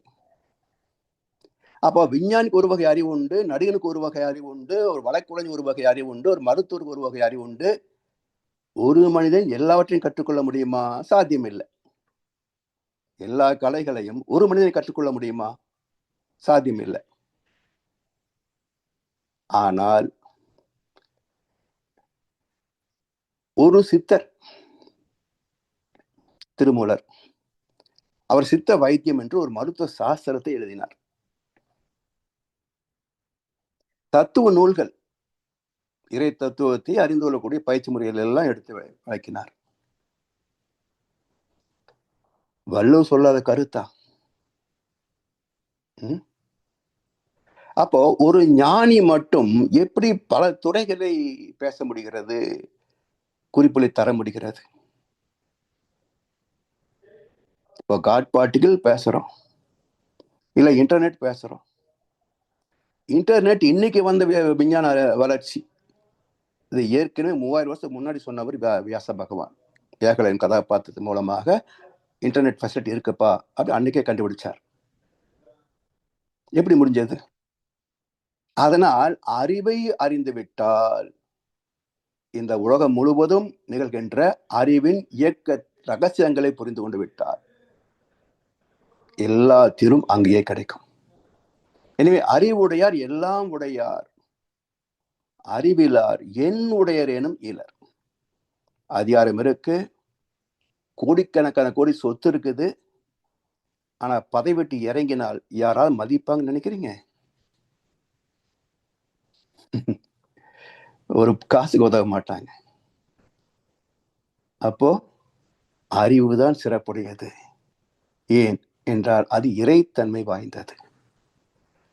எனவே பொருள், புகழ், செல்வாக்கு, அதிகாரம் அனைத்தும் இருந்தாலும் அவற்றை பழுதின்றி பயன் கொள்ளும் அறிவு இல்லை என்றால் பெற்ற அனைத்து சிறப்புகளுக்கும் மேன்மை இருக்காது, துன்பமின்றி வாழவும் முடியாது. ராவணனை போல ஏதாவது ஒன்று செய்வாங்க, கடைசியில அழிவுதான் முடிவாகும். அதனால் அறிவின் முழுமைதான் வெற்றிகளுக்கு ஆதாரமும் பாதுகாப்பும். அறிவின் வளர்ச்சிக்கு மூளை செல்கள் மலர்ச்சி பெற வேண்டும். அதை அந்த சாதனையை சாதிப்பது துரியதவம். அதாவது மூளையில நிறைய டார்மண்ட் செல்ஸ் இருக்கும், அதெல்லாம் ஆக்டிவேட் பண்ணிட்டோம் அப்படின்னாக்க, இப்போ செயற்கை நுண்ணறிவுன்னு சொல்றோமே, அது கண்டுபிடித்தது நம்முடைய அறிவு தானே. ஏதோ ஒரு ஃபால்ட் ஆயிடுச்சு, சரியா வேலை செய்யல, அதை சரி செய்வது நம்முடைய அறிவு தானே. அப்ப செயற்கை நுண்ணறிவுக்கு எத்தனை திறம் இருந்தாலும் அதை சரி செய்யக்கூடிய திறம் மனித அறிவுக்குத்தானே இருக்கு. அப்போ இந்த மூளை செல்களை எல்லாமே செயல்படக்கூடிய வகையிலே ஊக்கப்படுத்துவது எது என்றால் துரிய தவம். அதை தரக்கூடிய குண்டலினி யோக தீட்சை முறைகள். அப்ப இந்த மனவளக்கலை பயிற்சியில நாம் கற்றுக்கொண்டால் இந்த வாழ்க்கைக்கு தேவையான அனைத்து அறிவையும் பெற்றுவிடலாம். மூலமாகிய பேரறிவாகிய இறைவனையும் அறிந்து விடலாம். இந்த வாழ்க்கையை முழுமையாக வெற்றிகரமாக அமைத்துக் கொள்ளலாம். அப்படிப்பட்ட அற்புதமான ஒரு ரசவாத வித்தையை கற்றுத்தந்தவர் மகர்ஷி அவர்கள். புரிந்து பயன்கொள்ளும் என்று சொல்லி வாய்ப்பளித்த செவிமடுத்த அனைவருக்கும் நன்றி பாராட்டி இந்த உரையை நிறைவு செய்கின்றோம். வாழ்கொளமுடன், வாழ்கொளமுடன், வாழ்க வையகம். அடுத்த அமர்விலே அறிவே தெய்வம் சான்று தரும் பைபிள் மூலமாக மகர்ஷியின் கருத்துக்கு சான்று தேடுவோம். வாழ்கொளமுடன், வாழ்க வளமுடன். மிக்க நன்றிகள் ஐயா. சிறப்பான ஒரு சிந்தனையுரை. கடந்த படித்த காலத்தை நினைவுபடுத்துறது போல அமைந்தது. திருக்குறள்கள் மனப்பாடம் பண்ணினோம், பரீட்சைக்கு எழுதினோம், அதோடு முடிந்து விட்டது. இப்போ ஐயாவினுடைய இந்த ஆழமான விளக்கங்கள் இப்பதான் நமக்கு முழுமையாக கிடைத்து கொண்டிருக்கிறது. மிக்க நன்றிகள் ஐயா. இப்பொழுது கேள்வி பதில். கேள்விகள் கேட்க அல்லது கருத்துக்கள் பரிமாற விரும்புகிறவர்கள் கைகளை உயர்த்தி கேட்டுக்கொள்ளலாம்.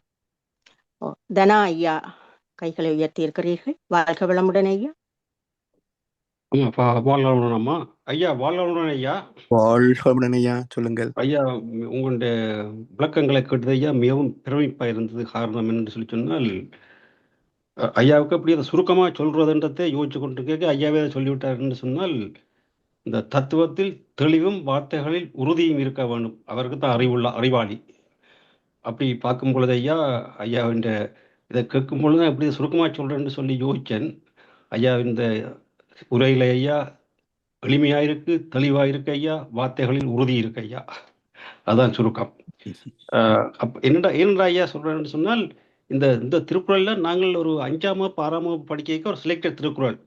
எங்களுக்கு வாத்தியார் எடுத்து அடி அடி அடி அடி நடக்கும். என்றா திருப்பி பாடமாக்கி கடைசியா வாத்தியாருக்கு பயத்துல பாடமாக்கி சொன்னதே தவிர இது வேற கருத்துக்கள் அதை பெருசா புரிஞ்சதுன்னு கிடையாது.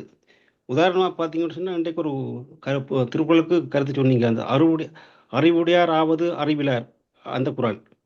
அதுக்கு ஐயா இன்றைக்கு தானே ஐயா அதுக்கு தெளிவான விளக்கம் எனக்கு கிடைக்குது. நான் என்ன யோசிக்கிறேன்னு சொன்னால், அந்த வாத்தியார் 5000 வாத்தியார் இருந்திருந்தால் நாங்கள் ஐயா 1330 குறளும் பாடமாகி இருக்கும் ஐயா. பாடமாக்கி தெளிவாக இருந்திருக்கும் ஐயா. அது எங்களின் விதி. இப்பதான் படிக்கணும்னு இருக்குது ஐயா விட்டு.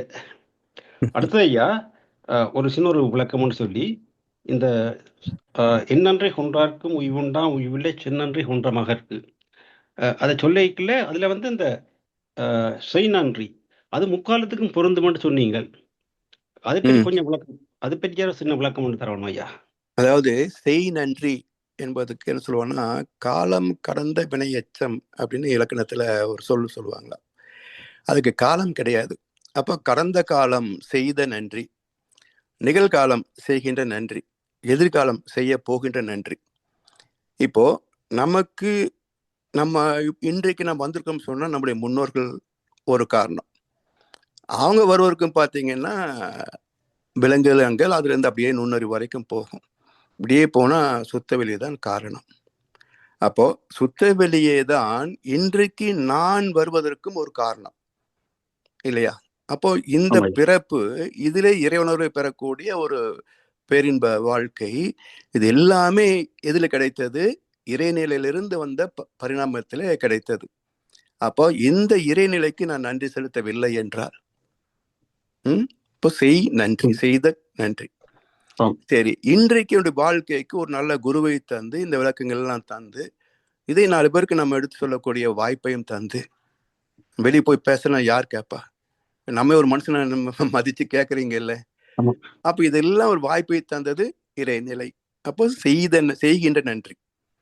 சரி, நாளைக்கு நான் இன்னும் இறப்பு சந்திக்கின்ற வரைக்கும் எனக்கு தேவையான உணவு, உடை, வசதிகள், உறவு, நட்பு எல்லாத்தையும் யார் கொடுக்குறான்? இறைநிலை. அப்ப செய்த நன்றி இப்ப செய்கின்ற நன்றி, இனி நாளைக்கும் செய்ய போகின்ற நன்றி. அப்போ இந்த மூன்றுக்கும் பொதுவானது இறைநிலை. அந்த இறைநிலை தந்த ஒரு வாழ்க்கைக்கு, தந்த பலத்திற்கு, தரப்போகின்ற பலத்திற்கு நான் நன்றி பாராட்டவில்லை என்று சொன்னால் இந்த மனுஷனுக்கு என்னன்னு சொல்றதுங்க? எனவே எந்த நன்றி கொண்டிருந்தாலும் அவனுக்கு ஒரு மன்னிப்பு உண்டு, விடுதலை உண்டு. ஆனால் இறைவன் தந்த வாழ்க்கையின் நன்றி மறந்து விட்டால் அவனுக்கு விமோச்சனமே கிடையாது. எனவே என் நன்றி கொன்றார்க்கும் ஓய்வு உண்டாம், ஓய்வு இல்லை, செய் நன்றி கொன்ற மகற்கு. அதாவது இறைவனால் அமைந்த வாழ்க்கை, இதை மறந்து விட்டால் அவனுக்கு மன்னிப்பே கிடையாது. அப்போ இறைநிலை அறிந்த வாழ்க்கையே நிறைவு. அத நன்றிகளிலே உயர்ந்த நிலை. ஐயா புரிஞ்சு ஐயா. அதுல இன்னொரு விளக்கம் என்னன்னு சொன்ன ஐயா, அப்ப அந்த நன்றி இந்த செய் நன்றி என்றது இறைவனோட சம்பந்தம், இறைவனுக்குள்ள நன்றியா இல்லாட்டி மற்ற மனிதர்கள் இல்ல நமக்கு வேண்டிய நன்றி. ஆமா. இப்போ இதுவரைக்கும் தந்த வாழ்க்கை, இப்போ இன்றைக்கு இருக்கின்ற வாழ்க்கை, நாளைக்கு நாம் சந்திக்க போன்ற வாழ்க்கை, இது எல்லாமே இறைவன் உலகத்தினுடைய சக மக்களுடைய ஒரு ஒத்துழைப்பு தானே. அப்ப இத்தனை நன்மைகளை நான் பெற்றுவிட்டு இதற்கு நான் நன்றி பாராட்டவில்லை என்று சொன்னால் இல்லையா? அது புரியுது ஐயா. அப்ப இப்ப இறைவன் தந்ததுக்கு இந்த இறைவனுக்கு தான் அந்த நன்றி. இப்ப நான் கேட்கிறேன்னு சொன்னா, இப்ப சாதாரணமா உங்க வாழ்க்கையில எத்தனை பேர்களுக்கு உதவி செய்கிறார்கள், எல்லாம் செய்யணும். அவர்கள் செய்த நன்றியையும் இதுக்கு அடங்குதான்னு கேட்கிறேன். அடங்குது. இப்போ பெற்றவர் நம்ம வளர்த்தாங்க, ஆமா, அவங்களும் இவங்க கவனிக்கல, அதுவும் செய்யணுட்டு கொண்டது தானே. புரியுது கொண்டது. அப்போ அதுக்கு என்ன தீர்வு?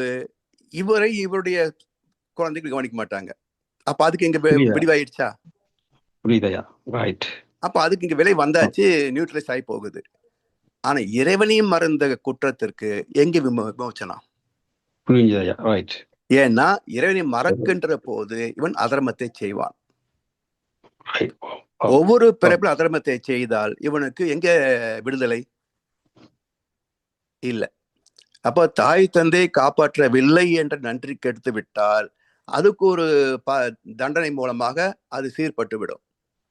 ஆனால் இறைவன் தந்த நன்மைகள் எல்லாம் மறந்து விட்டால் அதர்மத்திலே விழுந்து தொடர்ந்து வரக்கூடிய ஒவ்வொரு பிறப்பிலும் பாவத்தை செய்வான். இவனுக்கு விடுதலையே கிடைக்காதுன்னு அர்த்தம். தெளிவாயா? நன்றிகள் ஐயா. மிகவும் தெளிவாக இருக்கு ஐயா. நன்றி. வாழ்க வளமுடன் ஐயா. அடுத்து ராதாம்மா, நீங்க கேட்கலாம். வாழ்க வளமுடன் ராதாம்மா. வாழ்க வளமுடன் ஐயா. வாழ்க வளமுடன்மா, சொல்லுங்கள் ஐயா. நான் லேட்டா தான் ஜாயின் பண்ணேன், முதல்ல பேசுறது கேட்கல. அங்க அந்த அறிவியல் அரங்கத்துல மறந்து போச்சு, அதுக்கப்புறம் தான் வந்தேன். நீங்க அந்த மைசூர் பாக்கு சொன்னீங்கயா, எங்க எவ்வளவு அவங்க பொய் சொன்னாலும் சாப்பிடுறவங்களுக்கு தெரியும் அதுல எவ்வளவு நெய் இருக்கு, எவ்வளவு எண்ணெய் இருக்குன்னு. அதனால நிச்சயமா நம்ம அவன் பேலன்ஸ் ஷீட் பாக்கலன்னா கூட நமக்கு தெரியும் அது முழு நெய்ல பண்ணது இல்ல, அது எண்ணெய் போட்டுதான் பண்ணிருக்காங்கன்ட்டு. அதே சமயம் நீங்க இதயத்தை கவர்ந்தவர்கள்னு டைட்டில் கொடுத்தாங்கன்னு சொன்னீங்க. கரெக்டா தான் கொடுத்துருக்காங்கயா. இதயத்தை கவர்ந்துட்டாங்க இல்லையா அவங்க. அதாவது இதயத்தினுடைய செயல்பாட அந்த தாட் வந்தது எனக்கு நீங்க சொல்லும் பொழுது. அதுக்கு தனியா பட்ட கொலஸ்ட்ராலை கூட்டினவர்கள்னு தேவையில்லை, இதைத்தான் அவங்க எடுத்துட்டு போயிட்டாங்க. நல்ல இதயத்தை கெடுதல் பண்ணிட்டு. அது மட்டும் இல்லாம முழுசா அவங்க நெய் போட்டு பண்ணியிருந்தா இன்னும் சீக்கிரமா அதிகமா இருக்கும். அதுதான் சொல்ல வந்தேங்க, அதான் சொல்ல வந்தேன். வாழ்க வளமுடன். நன்றி. இப்போ நீங்க அப்புறம் இன்னொரு ஒரு கருத்து என்னன்னா, நீங்க என்ன சொன்னீங்க, இப்ப நடிகர்கள் வராங்க, அவங்களுக்கு அட்மினிஸ்ட்ரேஷன் தெரியாது, அவங்க என்ன பண்றாங்கன்னு சொன்னீங்க. கரெக்ட். அவங்களையே அட்மினிஸ்ட்ரேட் தெரியாது, அவங்களுக்கு ஒரு மேனேஜர் இருந்துதான் அட்மினிஸ்ட்ரேஷன் பண்றாரு. பட் நான் என்ன சொல்றேன்னா, இப்ப நான் யாரையும் ஸ்பெசிபிக்கா சொல்லல, பட் ஒரு மனிதன் தலைமைக்கு வரணும்னா அவனுக்கு அந்த தலைமை பண்பு இருக்கணும். அதாவது அந்த பணிவு இருக்கணும், அதே சமயம் வேலை வாங்கக்கூடிய திறன் இருக்கணும், யார்கிட்ட எந்த வேலையை கொடுக்கணும் அப்படின்ற ஒரு அந்த திறமை இருக்கணும். அதாவது அதுக்கு மகிழ்ச்சி, அதுக்கு வள்ளுவர் கொடுத்திருக்காரு நிறைய. ஆமா அத ஆமா வந்து கரெக்டா நீங்களே வந்து அதுல டிஸ்கஸ் பண்ணிருக்கீங்க. அந்த குறள் இதுல வந்து பாத்தீங்கன்னா அட்மினிஸ்ட்ரேஷனுக்குலாம் ரொம்ப பியூட்டிஃபுல்லா சில இதெல்லாம் கொடுத்து இந்த மாதிரி வந்து அரசன் ஆள்றதுக்கு எல்லாம் கொடுத்திருக்காங்க. அதெல்லாம் வந்து நம்ம இன்றைய நிலைமைக்கு ஏத்த மாதிரி அத நீங்க வந்து நல்லா அதுக்கு ஏத்த மாதிரி கொடுத்திருக்கீங்க. இதெல்லாம் வந்து இவங்க வந்து அட்மினிஸ்ட்ரேட்டர்ஸ் ஃபாலோ பண்ணாங்க அப்படின்னா நிச்சயமா ம் நல்ல ஒரு ஆட்சியை கொடுக்க முடியும் அப்படின்னு சொல்லிட்டு. ஆமாமா சோ ஆமா ஒருவேளை அந்த மாதிரி ஒரு இன்டென்ஷன் அவங்களுக்கு இருந்ததுன்னா அப்ப அவங்க வர்றதுல தவறில்லை தவறில்லை இல்லைங்களா? தவறில்லை அப்போ தவறு நம்மளுடைய எண்ணம் எப்படி இருக்கணும் அப்படின்னா, ஒரு நடிகன் வரணும்ன்ற எண்ணம் இல்லாம இவன் ஒரு நல்ல ஆட்சி கொடுக்கணும், எல்லாருக்கும் ம் வந்து அந்த நல்லா மாதிரி செய்யணும் எண்ணத்தோட நம்ம வந்து ஒரு நல்ல தலைவன் வரணும்னு எதிர்பார்த்தோம்னா நமக்கு ம் அது அந்த எண்ணம் வந்து செயல்படுவதற்கான வாய்ப்பு இருக்கு இல்லைங்களா? ஆமா ஆமாமா அது யார் வந்தாலும் சரி. இப்போ ஆமா இப்ப வந்து அவங்க ஆட்சி பண்ண போறது இல்ல, அவங்க கீழே இருக்கக்கூடிய அரசு அதிகாரிகள் தான் ஆட்சி பண்ண போறாங்க. அவங்களுக்கு ஃபுல் ஃப்ரீடம் கொடுத்து அவங்கள ம் மோட்டிவேட் பண்ணி அவங்க நீங்க மக்களுக்கு நல்லது செய்யுங்கன்னு சொல்லும் பொழுது ஆட்டோமேட்டிக்கா அவங்க செய்வாங்க. சோ ஆமா அந்த ஒரு இன்டென்ஷன், மக்களுக்கு நல்லது செய்யணும்ன்ற இன்டென்ஷன் இருக்கக்கூடிய ஒருத்தர் வரணும். அது இல்லாம சொத்து சேர்க்கணும் சுரண்டணும்னு நினைக்கிறவங்க வந்தாங்கன்னா ஆமா அதுதான் அதுல யார் வராங்கங்கிறது முக்கியம் இல்ல, அவங்களுடைய எண்ணம் எப்படி எப்படி இருக்கு, உண்மையிலேயே இருக்கணும்ன்றது நல்லது ஆமா செய்யணும்னு ஆமா நினைக்கிறாங்களா, ஆமா அதுதான் வந்து மக்கள் பார்த்து போட்டா நல்லா இருக்கும் இந்த பணத்துக்காக ஆமாமா போடுறதை விட. ஆனா ஆமா பணம் கொடுக்கறவன் நிச்சயமா அந்த மாதிரி ஒரு இன்டென்ஷனோட இருக்க மாட்டான், அவன் பணம் சம்பாதிக்கணும்ன்ற இன்டென்ஷனோட தான் ஆமா இருப்பான் இல்லையா?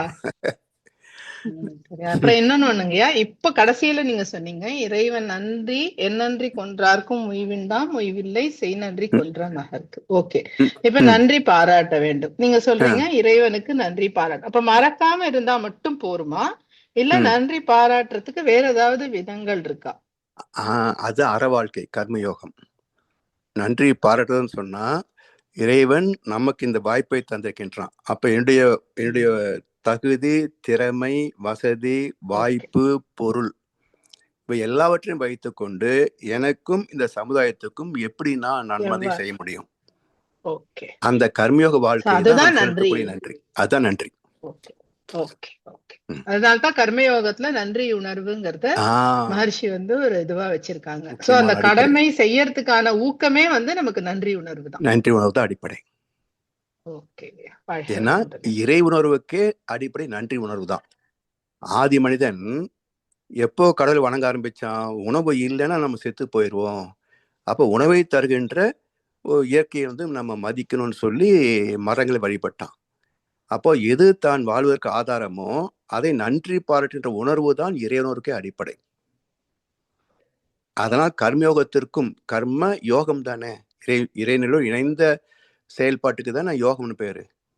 அப்போ நன்றி உணர்வு அடிப்படை அதுல. அதனால்தான் என் நன்றி கொன்றார்க்கும் ஓய்வுண்டாம் ஓய்வில்லை செய் நன்றி கொன்ற மகற்கு. அதே நீ கண்ணாசூர் பாட்டுல கூட பாருங்களேன், அன்பு கருணை இறைவனின் குணங்கள். மனிதனா வந்தவனுக்கு நன்றி இருந்தா போதும். அன்பு நன்றி கருணை கொண்டவன் மனித வடிவில் தெய்வம். அப்ப ஒரே குணம் நமக்கு அடிஷனல் தேவை, அன்பும் கருணையும் இறைத்தன்மை. மனிதனாக வந்த நமக்கு நன்றி உணர்வு கூட சேர்ந்தா போதும், வேற எந்த குணம் நமக்கு தேவையில்லை. இந்த மூணுக்குள்ளே எல்லாம் அடங்கி போயிடும், எல்லா நன்மைகளும் இந்த மூணுக்குள்ளே அடங்கி போயிடும். அதனால் அன்பு நன்றி கருணை கொண்டவன் மனித வடிவில் தெய்வம். நன்றி இருந்தா அன்பும் கருணையும் இயல்பா வரும், இயல்பா வந்துடும். ஏன்னா அது வந்து ஆல்ரெடி இருக்கு, இறைவன் தன்மையும் அன்பும் கருணையும் தான். ஆனா மனிதனாக வந்த நமக்கு இந்த உடம்புக்கான தேவைகள் எல்லாம் பிறப்பும் தாய் தந்தை கொடுத்தாங்க, என்னுடைய வளர்ப்புக்கு சமுதாயம் காரணம், நாளைக்கு செத்தாலும் 4 பேர் சமூகத்தில் இருந்தா அடக்கம் பண்றாங்க. அப்போ இந்த சமுதாயத்திற்கு சொல்லுங்க நம்ம திருப்பி கொடுக்கணும் இல்லையா? அதனால் மனிதனாக பிறந்தவனுக்கு தேவையான குணம், 3வது குணம் என்னன்னா நன்றி உணர்வு இருந்தா போதும், மற்றதெல்லாம் அதுக்குள்ளே அடங்கி போயிடும். ஐயா இதுல சொல்லும் பொழுது நீங்க வந்து குறிப்பா தமிழ்நாட்டுக்காரங்களுக்குன்னு சொன்னீங்க. இப்போ நாமளும் ஒரு காலத்துல இதெல்லாம் இல்லாம தானே இங்க இருந்தோம், இப்போ ஏதோ நம்ம கொஞ்சம் யோசிச்சு வந்திருக்கோம். அந்த மாதிரி காலம் மாறும், நம்முடைய எண்ணங்கள் வான்காந்தத்துல பரவ பதிந்து மாறணும். மாறும் மா- மாறும்ன்ற ஒரு நம்பிக்கை ஆமா வைப்போம். வாழ்க ஆமா. வளமுடன் ஐயா. எல்லாருக்கும் அந்த ஆப்பர்ச்சுனிட்டி இறை கொடுக்கறது.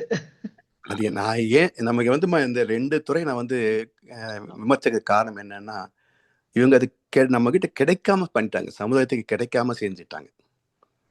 அப்படி இவங்க ஒருவேளை அது செய்யாம இருந்திருந்தாங்க, சமுதாயத்துக்கு இதெல்லாம் போய் சேரணும் அப்படின்னு அன்னைக்கு குருகுல கல்வியில நமக்கு தர்மத்தை போதித்தது போல, இறை தத்துவத்தை போதித்தது போல தொடர்ந்து சுதந்திர நாட்டிலேயே இதை நமக்கு கொடுத்துருந்தாங்கன்னு சொன்னா, இன்றைக்கு உள்ள அளவுக்கு நிச்சயமாக இந்த நாடு மாறி இருக்காதுமா. ஐயா இன்னைக்கு இந்த அரசாங்கமும் நமக்கு வந்து பள்ளிகளுக்கு எடுத்துட்டு போறதுக்கு எல்லா சுதந்திரமும் கொடுத்திருக்கு. தமிழ்நாட்டுலதான் நமக்கு கொடுத்திருக்கு. நம்ம வந்து பள்ளிகள் கல்லூரிகள் எல்லாத்துக்கும் நம்மளுடைய மனவளக்கலை எடுத்துட்டு போகலாம். இன்னைக்கு எல்லா டிபார்ட்மெண்ட்லயும் இதை கத்துக் கொடுங்கன்னு சொல்றாங்க. சோ நம்மளுடைய அந்த கல்விக்கு வந்து ரெகக்னிஷன் இருக்குங்கய்யா. இருக்கு. கொஞ்சம் கொஞ்சமா உள்ள போகும். கிராம சேவை திட்டம்லாம் நடக்குது. அங்க எம்எல்ஏ எம்பிஸ் எல்லாம் உதவி பண்றாங்க. வந்து அவங்க வந்து இது பண்றாங்க. சோ பாசிட்டிவா எண்ணுவோம். இப்ப கொடுத்த காலம் நீங்க பாத்தீங்கன்னா அவங்களுடைய கட்டுப்பாட்டு மீறிடுச்சு. நீங்க பள்ளிகள்ல வந்து பசங்களை மேய்க்க முடியல. சோ இதை கொடுத்தாலாவது கொஞ்சம் மக்கள் கேட்பாங்களா அப்படின்ற ஒரு எல்லையில தான் வந்து இப்ப இதெல்லாம் கொடுத்துருக்காங்க. அதான் அதர்மம் அதிகமாகும் போது தானே அவதாரம் வரும். அதேதாம்மா, அதேதான். நம்ம வந்து நல்லா இருக்க வரைக்கும் நல்லதை கேட்க மாட்டோம். நம்ம ஆதங்கப்பட்டு பிரயோஜனம் இல்ல. எப்ப வரணுமோ அப்பதாங்க வரும். ஆமா, அது உண்மைதான். அதுவும் செயல் விளைவு தத்துவம் தான். ஆமா ஆமா. அதனாலதான் கொஞ்சம் நான் குறைச்சிக்கிறது. இந்த குற்றம் இல்லம்மா, இப்ப நான் குறைச்சிட்டு வந்துட்டு இருக்கேன். இப்போ இந்த கமெண்ட்ஸ் எல்லாம் வந்து இந்த வருஷம் கொஞ்சம் குறைச்சிட்டேன். வாழ்க வளமுடன் ஐயா. வாழ்க வளமுடன். வாழ்க வளமுடன். இல்லைங்க, அதே உங்களுடைய அதே தாட் ப்ராசஸ் பாசிட்டிவா போகும்போது இன்னும் வலிமை உடையதாக. ஆமா ஆமா. வாழ்க வளமுடன். ஆமா ஆமா ஆமா. வாழ்க வளமுடன். நன்றிகள் அம்மா. வாழ்க வளமுடன். அடுத்ததாக சேச்சாச்சலம் ஐயா, உங்களுடைய கேள்வியை கேட்கலாம். வாழ்க வளமுடன் ஐயா. சேஷாச்சலம் ஐயா. வாழ்க வளமுடன் ஐயா. வாழ்க வளமுடன் ஐயா. ஐயா அருமை ஐயா.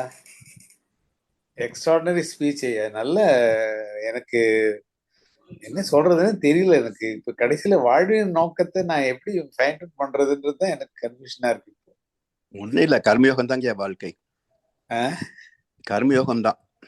But now as you are saying that everything is blessed in our country for individual போது நம்ம why should we worry about lot of things ன்னு பார்க்கணும். நான் ஐயா, உலகத்திலேயே நல்ல ஒரு கிளைமேட்டிக் கண்டிஷன், நல்ல ஒரு இயற்கை வளம் நிறைந்த நாடு வந்து இந்தியா தான்.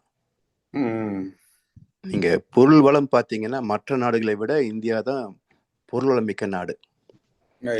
அதனாலேயே நமக்கு வந்து பொருள் பற்று அதிகமா போச்சு. இயற்கை சீற்றங்கள் வந்திருந்தா இந்த அளவுக்கு நமக்கு வந்து பொருள் பற்று இருந்திருக்காது.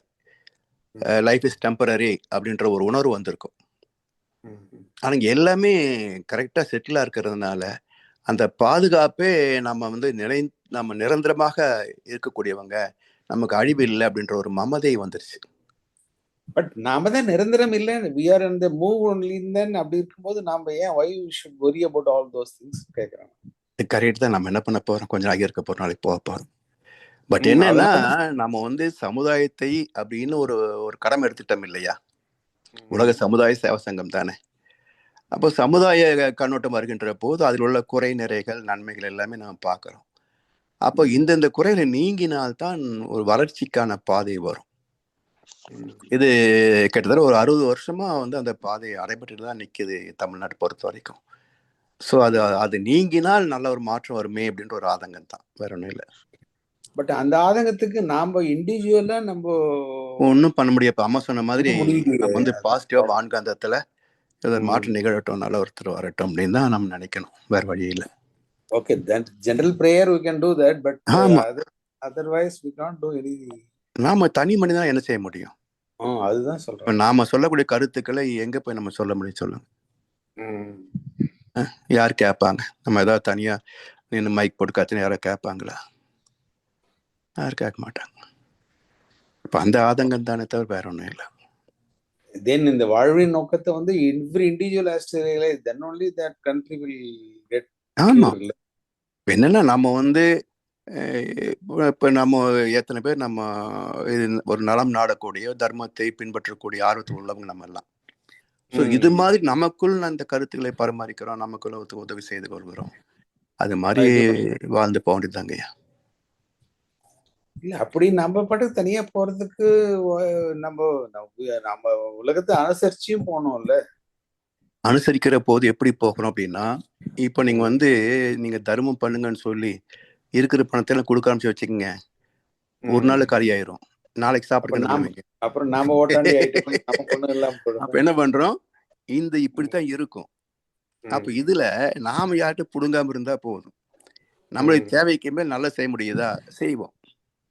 கரெக்ட். அப்போ அந்த இருந்தாலே போதும் நமக்கு. அந்த லிமிடேஷனை மெயின்டைன் பண்ணி we should have. இப்போ நீங்க அப்படியே பாருங்கயா, இப்ப சமூகம் அப்படி திருப்பி பாருங்களேன். இப்ப நமக்கு உதவி செய்யக்கூடிய மனசு ஏன் வந்தது காரணம் என்ன, நமக்கு இந்த அளவுக்கு இருக்கு போதும். யாருக்காவது கேட்கறாங்களா, ரைட்டு பண்ணுவோம் அப்படின்ட்டு பண்றோம். இதுவே நம்மை விட அதிகமாக சம்பாதிக்கக்கூடியவர்கள் யாருக்கும் கொடுக்காத மட்டுமல்ல, வீட்டுல கார் வச்சுட்டு பஸ்ல போவாங்க. I do agree. Correct. அப்ப என்ன அர்த்தம், உங்களுக்கு அந்த பணத்தில் இருக்கிற பக்தி, கோடிக்கணக்கில் சேர்க்கணுன்ற பக்தி, அதுல நாம் விலகிட்டோம் இல்லையா? அது நல்லது தானே? கரெக்ட். நீங்க சொல்ற மாதிரி நானும் பார்த்தேன். நான் இந்த 10 richest people in Indiaன்னு பார்த்தாக்கா I feel guilty. நீங்க சொல்ற மாதிரி ஒரு ஆளுக்கு 10,000 பேர் வேலை செய்யறாங்கன்னா என்ன பண்ண முடியும்? இதுதான், அது தேவையில்லை. அது என்றைக்கு வருமோ, அம்மா சொன்ன மாதிரி என்றைக்கு அது வருமோ சமயத்துல வரும். ஸோ நம் கடமை அறவாழ்வின் நாட்டத்தை சிறக்கட்டும், அவ்வளவுதான் ஃபார்முலா.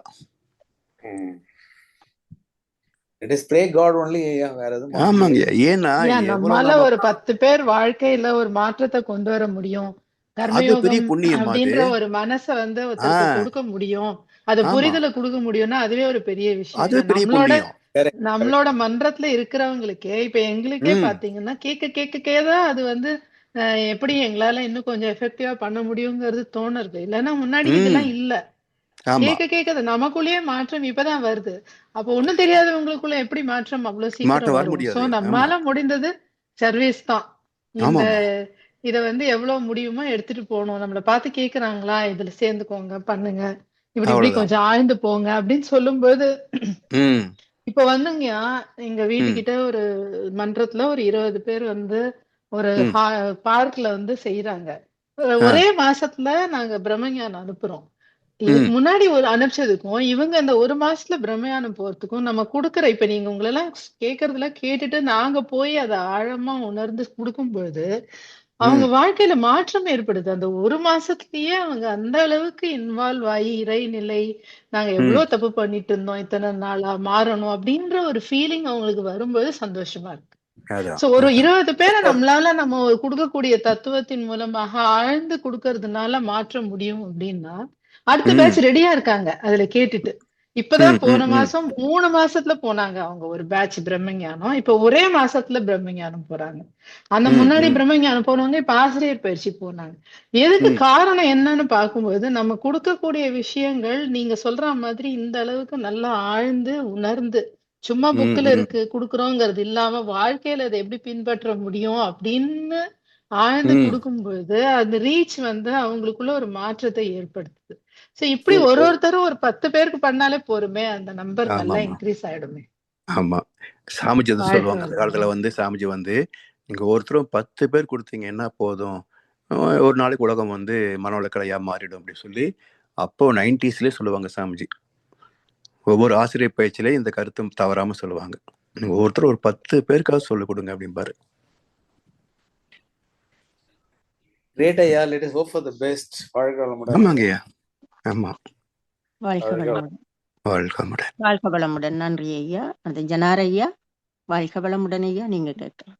வாழ்க வளமுடன் ஐயா. வாழ்க வளமுடன். சிறப்பான சிந்தனை ஒரு ஐயா. அந்த நன்றியை பற்றி நல்லா விளங்கப்படுத்திருக்கிறீங்க. எனக்கு கூட நன்றி என்றா என்னென்று கேட்பமென்று தான் முதல்ல கையை தூக்கினது, எப்படி நாங்க வெளிப்படுத்துறதுன்னு சொல்லி. இப்ப ஆனா பாருங்க, எண்ணத்தின் வலிமை, வான்காந்தம் ராதாமா நான் என்ன கேட்கணும் அதை அவங்களே எல்லாம் கேட்டுட்டாங்க. என்ன அப்ப நான் கையை கீழே போட்டுட்டேன். ஆனா இதை சொல்லணுமே தான் வந்தேன் ஐயா. இல்ல என்ன சிந்தனை வந்தேன்டா, நீங்க பேசும்போது நான் அந்த வால் மட்டும் நுழையல என்று சொல்லி ஒரு கதை இருக்குது ஐயா, உங்களுக்கு கேட்டு அந்த ஆசிரியர் படிப்பிக்கலையே எளிய பார்த்து மாணவரோட கதை அப்படியோடு சொல்லி யோசிச்சேன். ஆனா பாருங்க, அப்படி அவங்க அப்படியே அதே மாதிரி அதே கேள்வியை கேட்டாங்க. நன்றி. ஆனா எனக்கு தோன்றினா, இப்ப சமயங்கள்ல வந்தா சாமி படங்களையோ கோயிலையோ அங்க இங்க வைக்கிறோம். அப்ப அதை தாண்டும் போது இறைவா நன்றி என்றோ இப்படி சொல்லிட்டு போறோம். Just bracing and going. இப்ப எங்கட மனுஷின் வழியில என்ன பார்க்கணும்னு பார்த்தா, எங்கட ரெண்டொழுக்க பண்பாடு மட்டும் மற்ற கர்மயோகம் ரெண்டையும் செய்தா சரியா இருக்குமா ஐயா, இந்த நன்றி உணர்வை வழிபடுத்துறதுக்கு? அதாவது அந்த ரெண்டுலே கர்மயோகம் சேர்ந்து இருக்கு. ஓஹோ. உற்ற நோய் நோன்றல் உயிர் குறுகன் செய்யாமை அற்றே தவத்துக்கு வரும். இதேதான் சாமி சொல்லக்கூடிய இரண்டொழுக்க பண்பாடு. நான் எனது வாழ்நாளிலே யாருடைய உடலுக்கும் மனதுக்கும் துன்பம் தர மாட்டேன். துன்பப்படும் உயிர்களுக்கு என்னால் முடிந்த உதவிகளை செய்வேன். உற்ற நோய் நோன்றல் உயிர் குறுகன் செய்யாமை. இது இரண்டொழுக்க பண்பாடு. சரி சரி. இதுலயே நுட்பம் பாத்தீங்கன்னா, உற்ற நோய் நோன்றல் அப்படின்னா நாம வசதிகளையோ ஆசைகளையோ உற்பத்தி செய்து கொள்வது அல்ல. உற்ற நோய் நோன்றல், பசிக்குதான் சாப்பாடு வேணும், பசி இல்லையா சாப்பிடக்கூடாது. அப்ப அந்த அளவு முறை இதுலயே இருக்கு. உற்ற நோய் நோன்றல், தானாக வந்து அமைகின்ற துன்பங்களை நீக்குவதற்கு என்ன தேவையோ அதை பயன்கொள்வது. உயிருக்கு உருகன் செய்யாமை, எந்த உயிருக்கும் துன்பத்தை தரக்கூடாது. அப்படின்னா இந்த இடத்துல தன் உயிர் முதல்ல. இப்ப நம்ம சொன்ன மாதிரி இந்த மைசூர் பாஸ் சாப்பிட்டா முதல்ல நம்ம உடம்புக்கு தான் பைபாஸ் சர்ஜரி வருமே தவிர அடுத்த உடம்புக்கு வராது. அப்ப நம்முடைய உடம்புக்கு நாமே செய்து கொள்கின்ற பாவங்கள், அறியாமையின் காரணமாக செய்கின்ற பாவங்கள் உண்டு. அப்ப உயிருக்கு உருகன் செய்யாமன்னு சொன்னா அடுத்தவங்களுக்கு துன்பம் தராது மட்டும் இல்ல, முதல்ல நமக்கு நாமே துன்பத்தை ஏற்படுத்தி கொள்ளாமல் இருப்பதும் உயிருக்கு உருகன் செய்யாமை. இந்த ரெண்டும் எப்போ சாத்தியமாகும் என்றால் அற்றே தவத்துக்கு வரும். தவத்தின் வெளிப்பாடுதான் இந்த இரண்டொழுக்க பண்பாடு அப்படின்னு வள்ளுவர் தீர்ப்பு எழுதிட்டார். தவம் செய்யாதவங்க கிட்ட எதிர்பார்க்க முடியாது. நன்றி ஐயா. அறிந்தது சிவம் மறந்த அன்பு சொல்றாங்க இல்லைங்கய்யா, அதுதான் இது. ஆமா ஆமா. அறிந்தது சிவம் மறந்தது அன்பு. அன்பு தனக்கும் துன்பம் செய்யாது, மற்றவங்களும் துன்பத்தை நினைக்காது. இப்ப எங்களுக்கு அது என்ன நடக்குதுன்ற இப்ப எங்களுக்கு உணர்வு இல்லாதபடியா முந்தி நாங்க வந்து இப்ப மனிதர் என்று சொல்லிச்சுன்னா அவங்களுக்கு நேரடியாவே போய் ஒரு நன்றி சொல்றது. நாங்க மனதுக்கு மட்டும் அவங்களை வாழ்த்தி இருந்தா அவங்களுக்கு தெரியுமோ தெரியாதோ நல்ல உணர்வு இருக்கும். ஆனா நாங்க நேர போய் சொல்றத போல வராதே என்று சொல்லி ஒன்று இருக்குதானே இருக்கும். ஆனாலும் கூட தூரம் ஒரு பிரச்சனை கிடையாது. நீங்க நம்ம மனப்பூர்வமாக இந்த உலகத்தை வாழ்த்துவதும், நமக்கு யார் நன்மை செய்தார்களோ அவருக்கு நன்றி பாராட்டுவதும், நீங்க நேரடியாக தேங்க்ஸ் சொல்றதை விட இந்த உணர்வு, இந்த நினைவு அடிக்க நம்ம நினைக்கிறோம் பாருங்க, அது அவர்களுக்கு ஒரு இணக்கத்தை ஏற்படுத்தும். நீங்க இதை எப்படி கவனிச்சுக்கிறோம்னு பாத்தீங்கன்னா, நீண்ட சந்திக்காம இருப்போம். ஆமா. ஆனா பாக்குற போது ரொம்ப நெருங்கி பழகிற மாதிரி இருக்கும். அதாவது ஒரு முறை ரொம்ப நாளுக்கு முன்னாடி நடந்த ஒரு நிகழ்ச்சி. நான் சுவாமிஜி நேரடியா சந்திச்ச நிகழ்வு ரொம்ப குறைவு. யாரோ ஒருத்தர் கூட்டிட்டு போவாங்க, சாமியோட நெருக்கமா உள்ளவங்க. அப்படி ஒரு அம்மா என்ன கூட்டிட்டு போனாங்க. போயிட்டு சாமிஜி அவர் கோயம்புத்தூர் அறிவுரத்துல ப்ரொஃபஸர் இருக்காங்க, எனக்கு நல்லா தெரியுமே அப்படின்ட்டார் சாமிஜி. அப்போ யோசிச்சு பார்த்தேன், நான் இங்க நல்லா தெரியுதுக்கு நம்ம சந்திக்கவே இல்லை அடிக்கடி அப்படின்னா, நாம இந்த சேவை செய்கின்ற போது அறிவால் அவரோட தொடர்பு கொள்கிறோம். சரிங்களா? அப்போ நேரடியா பார்க்கணும் அவசியம் இல்லை. அப்ப அந்த அனுபவத்தை வச்சு நான் சிந்திச்சு பார்க்கிற போதுதான் அறிவை கொண்டே நாம் தொடர்பு கொள்கின்ற போது குருவோடு நாம் இணைகிறோம்.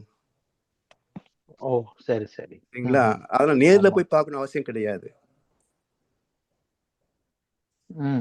இது நடைமுறை வாழ்க்கையில் நம்முடைய உறவு நட்புக்கும் பொருந்தும். உண்மைதான் ஐயா, உண்மைதான். அதுதான் நாங்க வாழ்த்தும் போது எல்லாரையும் மனதுக்கு நச்சு ஒவ்வொருத்தரையும் வாழ்த்துறது நன்றி உயிருணர்வா உள்ளுணர்வா வந்துடும். ஆமா. நன்றி ஐயா, வாழ்க வளம். சிறப்பான நன்றி ஐயா, வாழ்க வளமுடன். வரதராஜன் ஐயா இருந்தார். வரதராஜன கேட்க இருக்கிறீங்களா ஐயா? வாழ்க வளமுடன் ஐயா.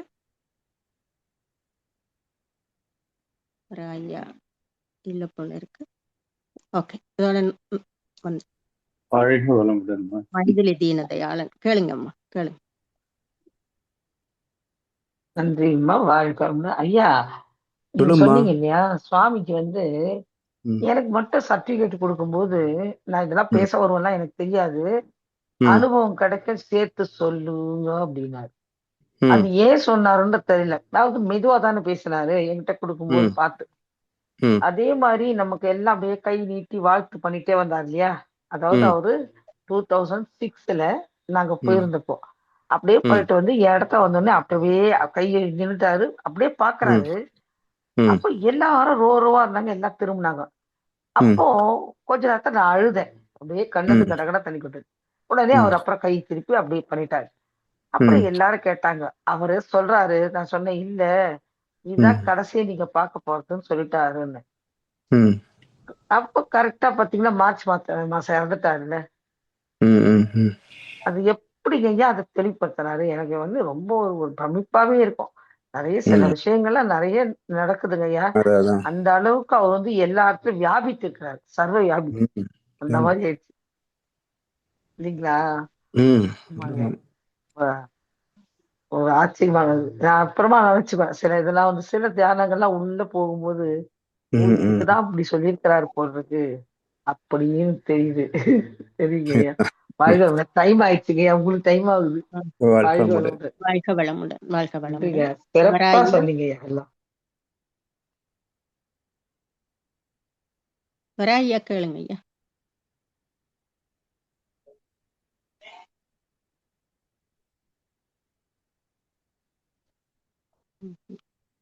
சரி, நிறைவு செய்து கொள்ளலாம் ஐயா.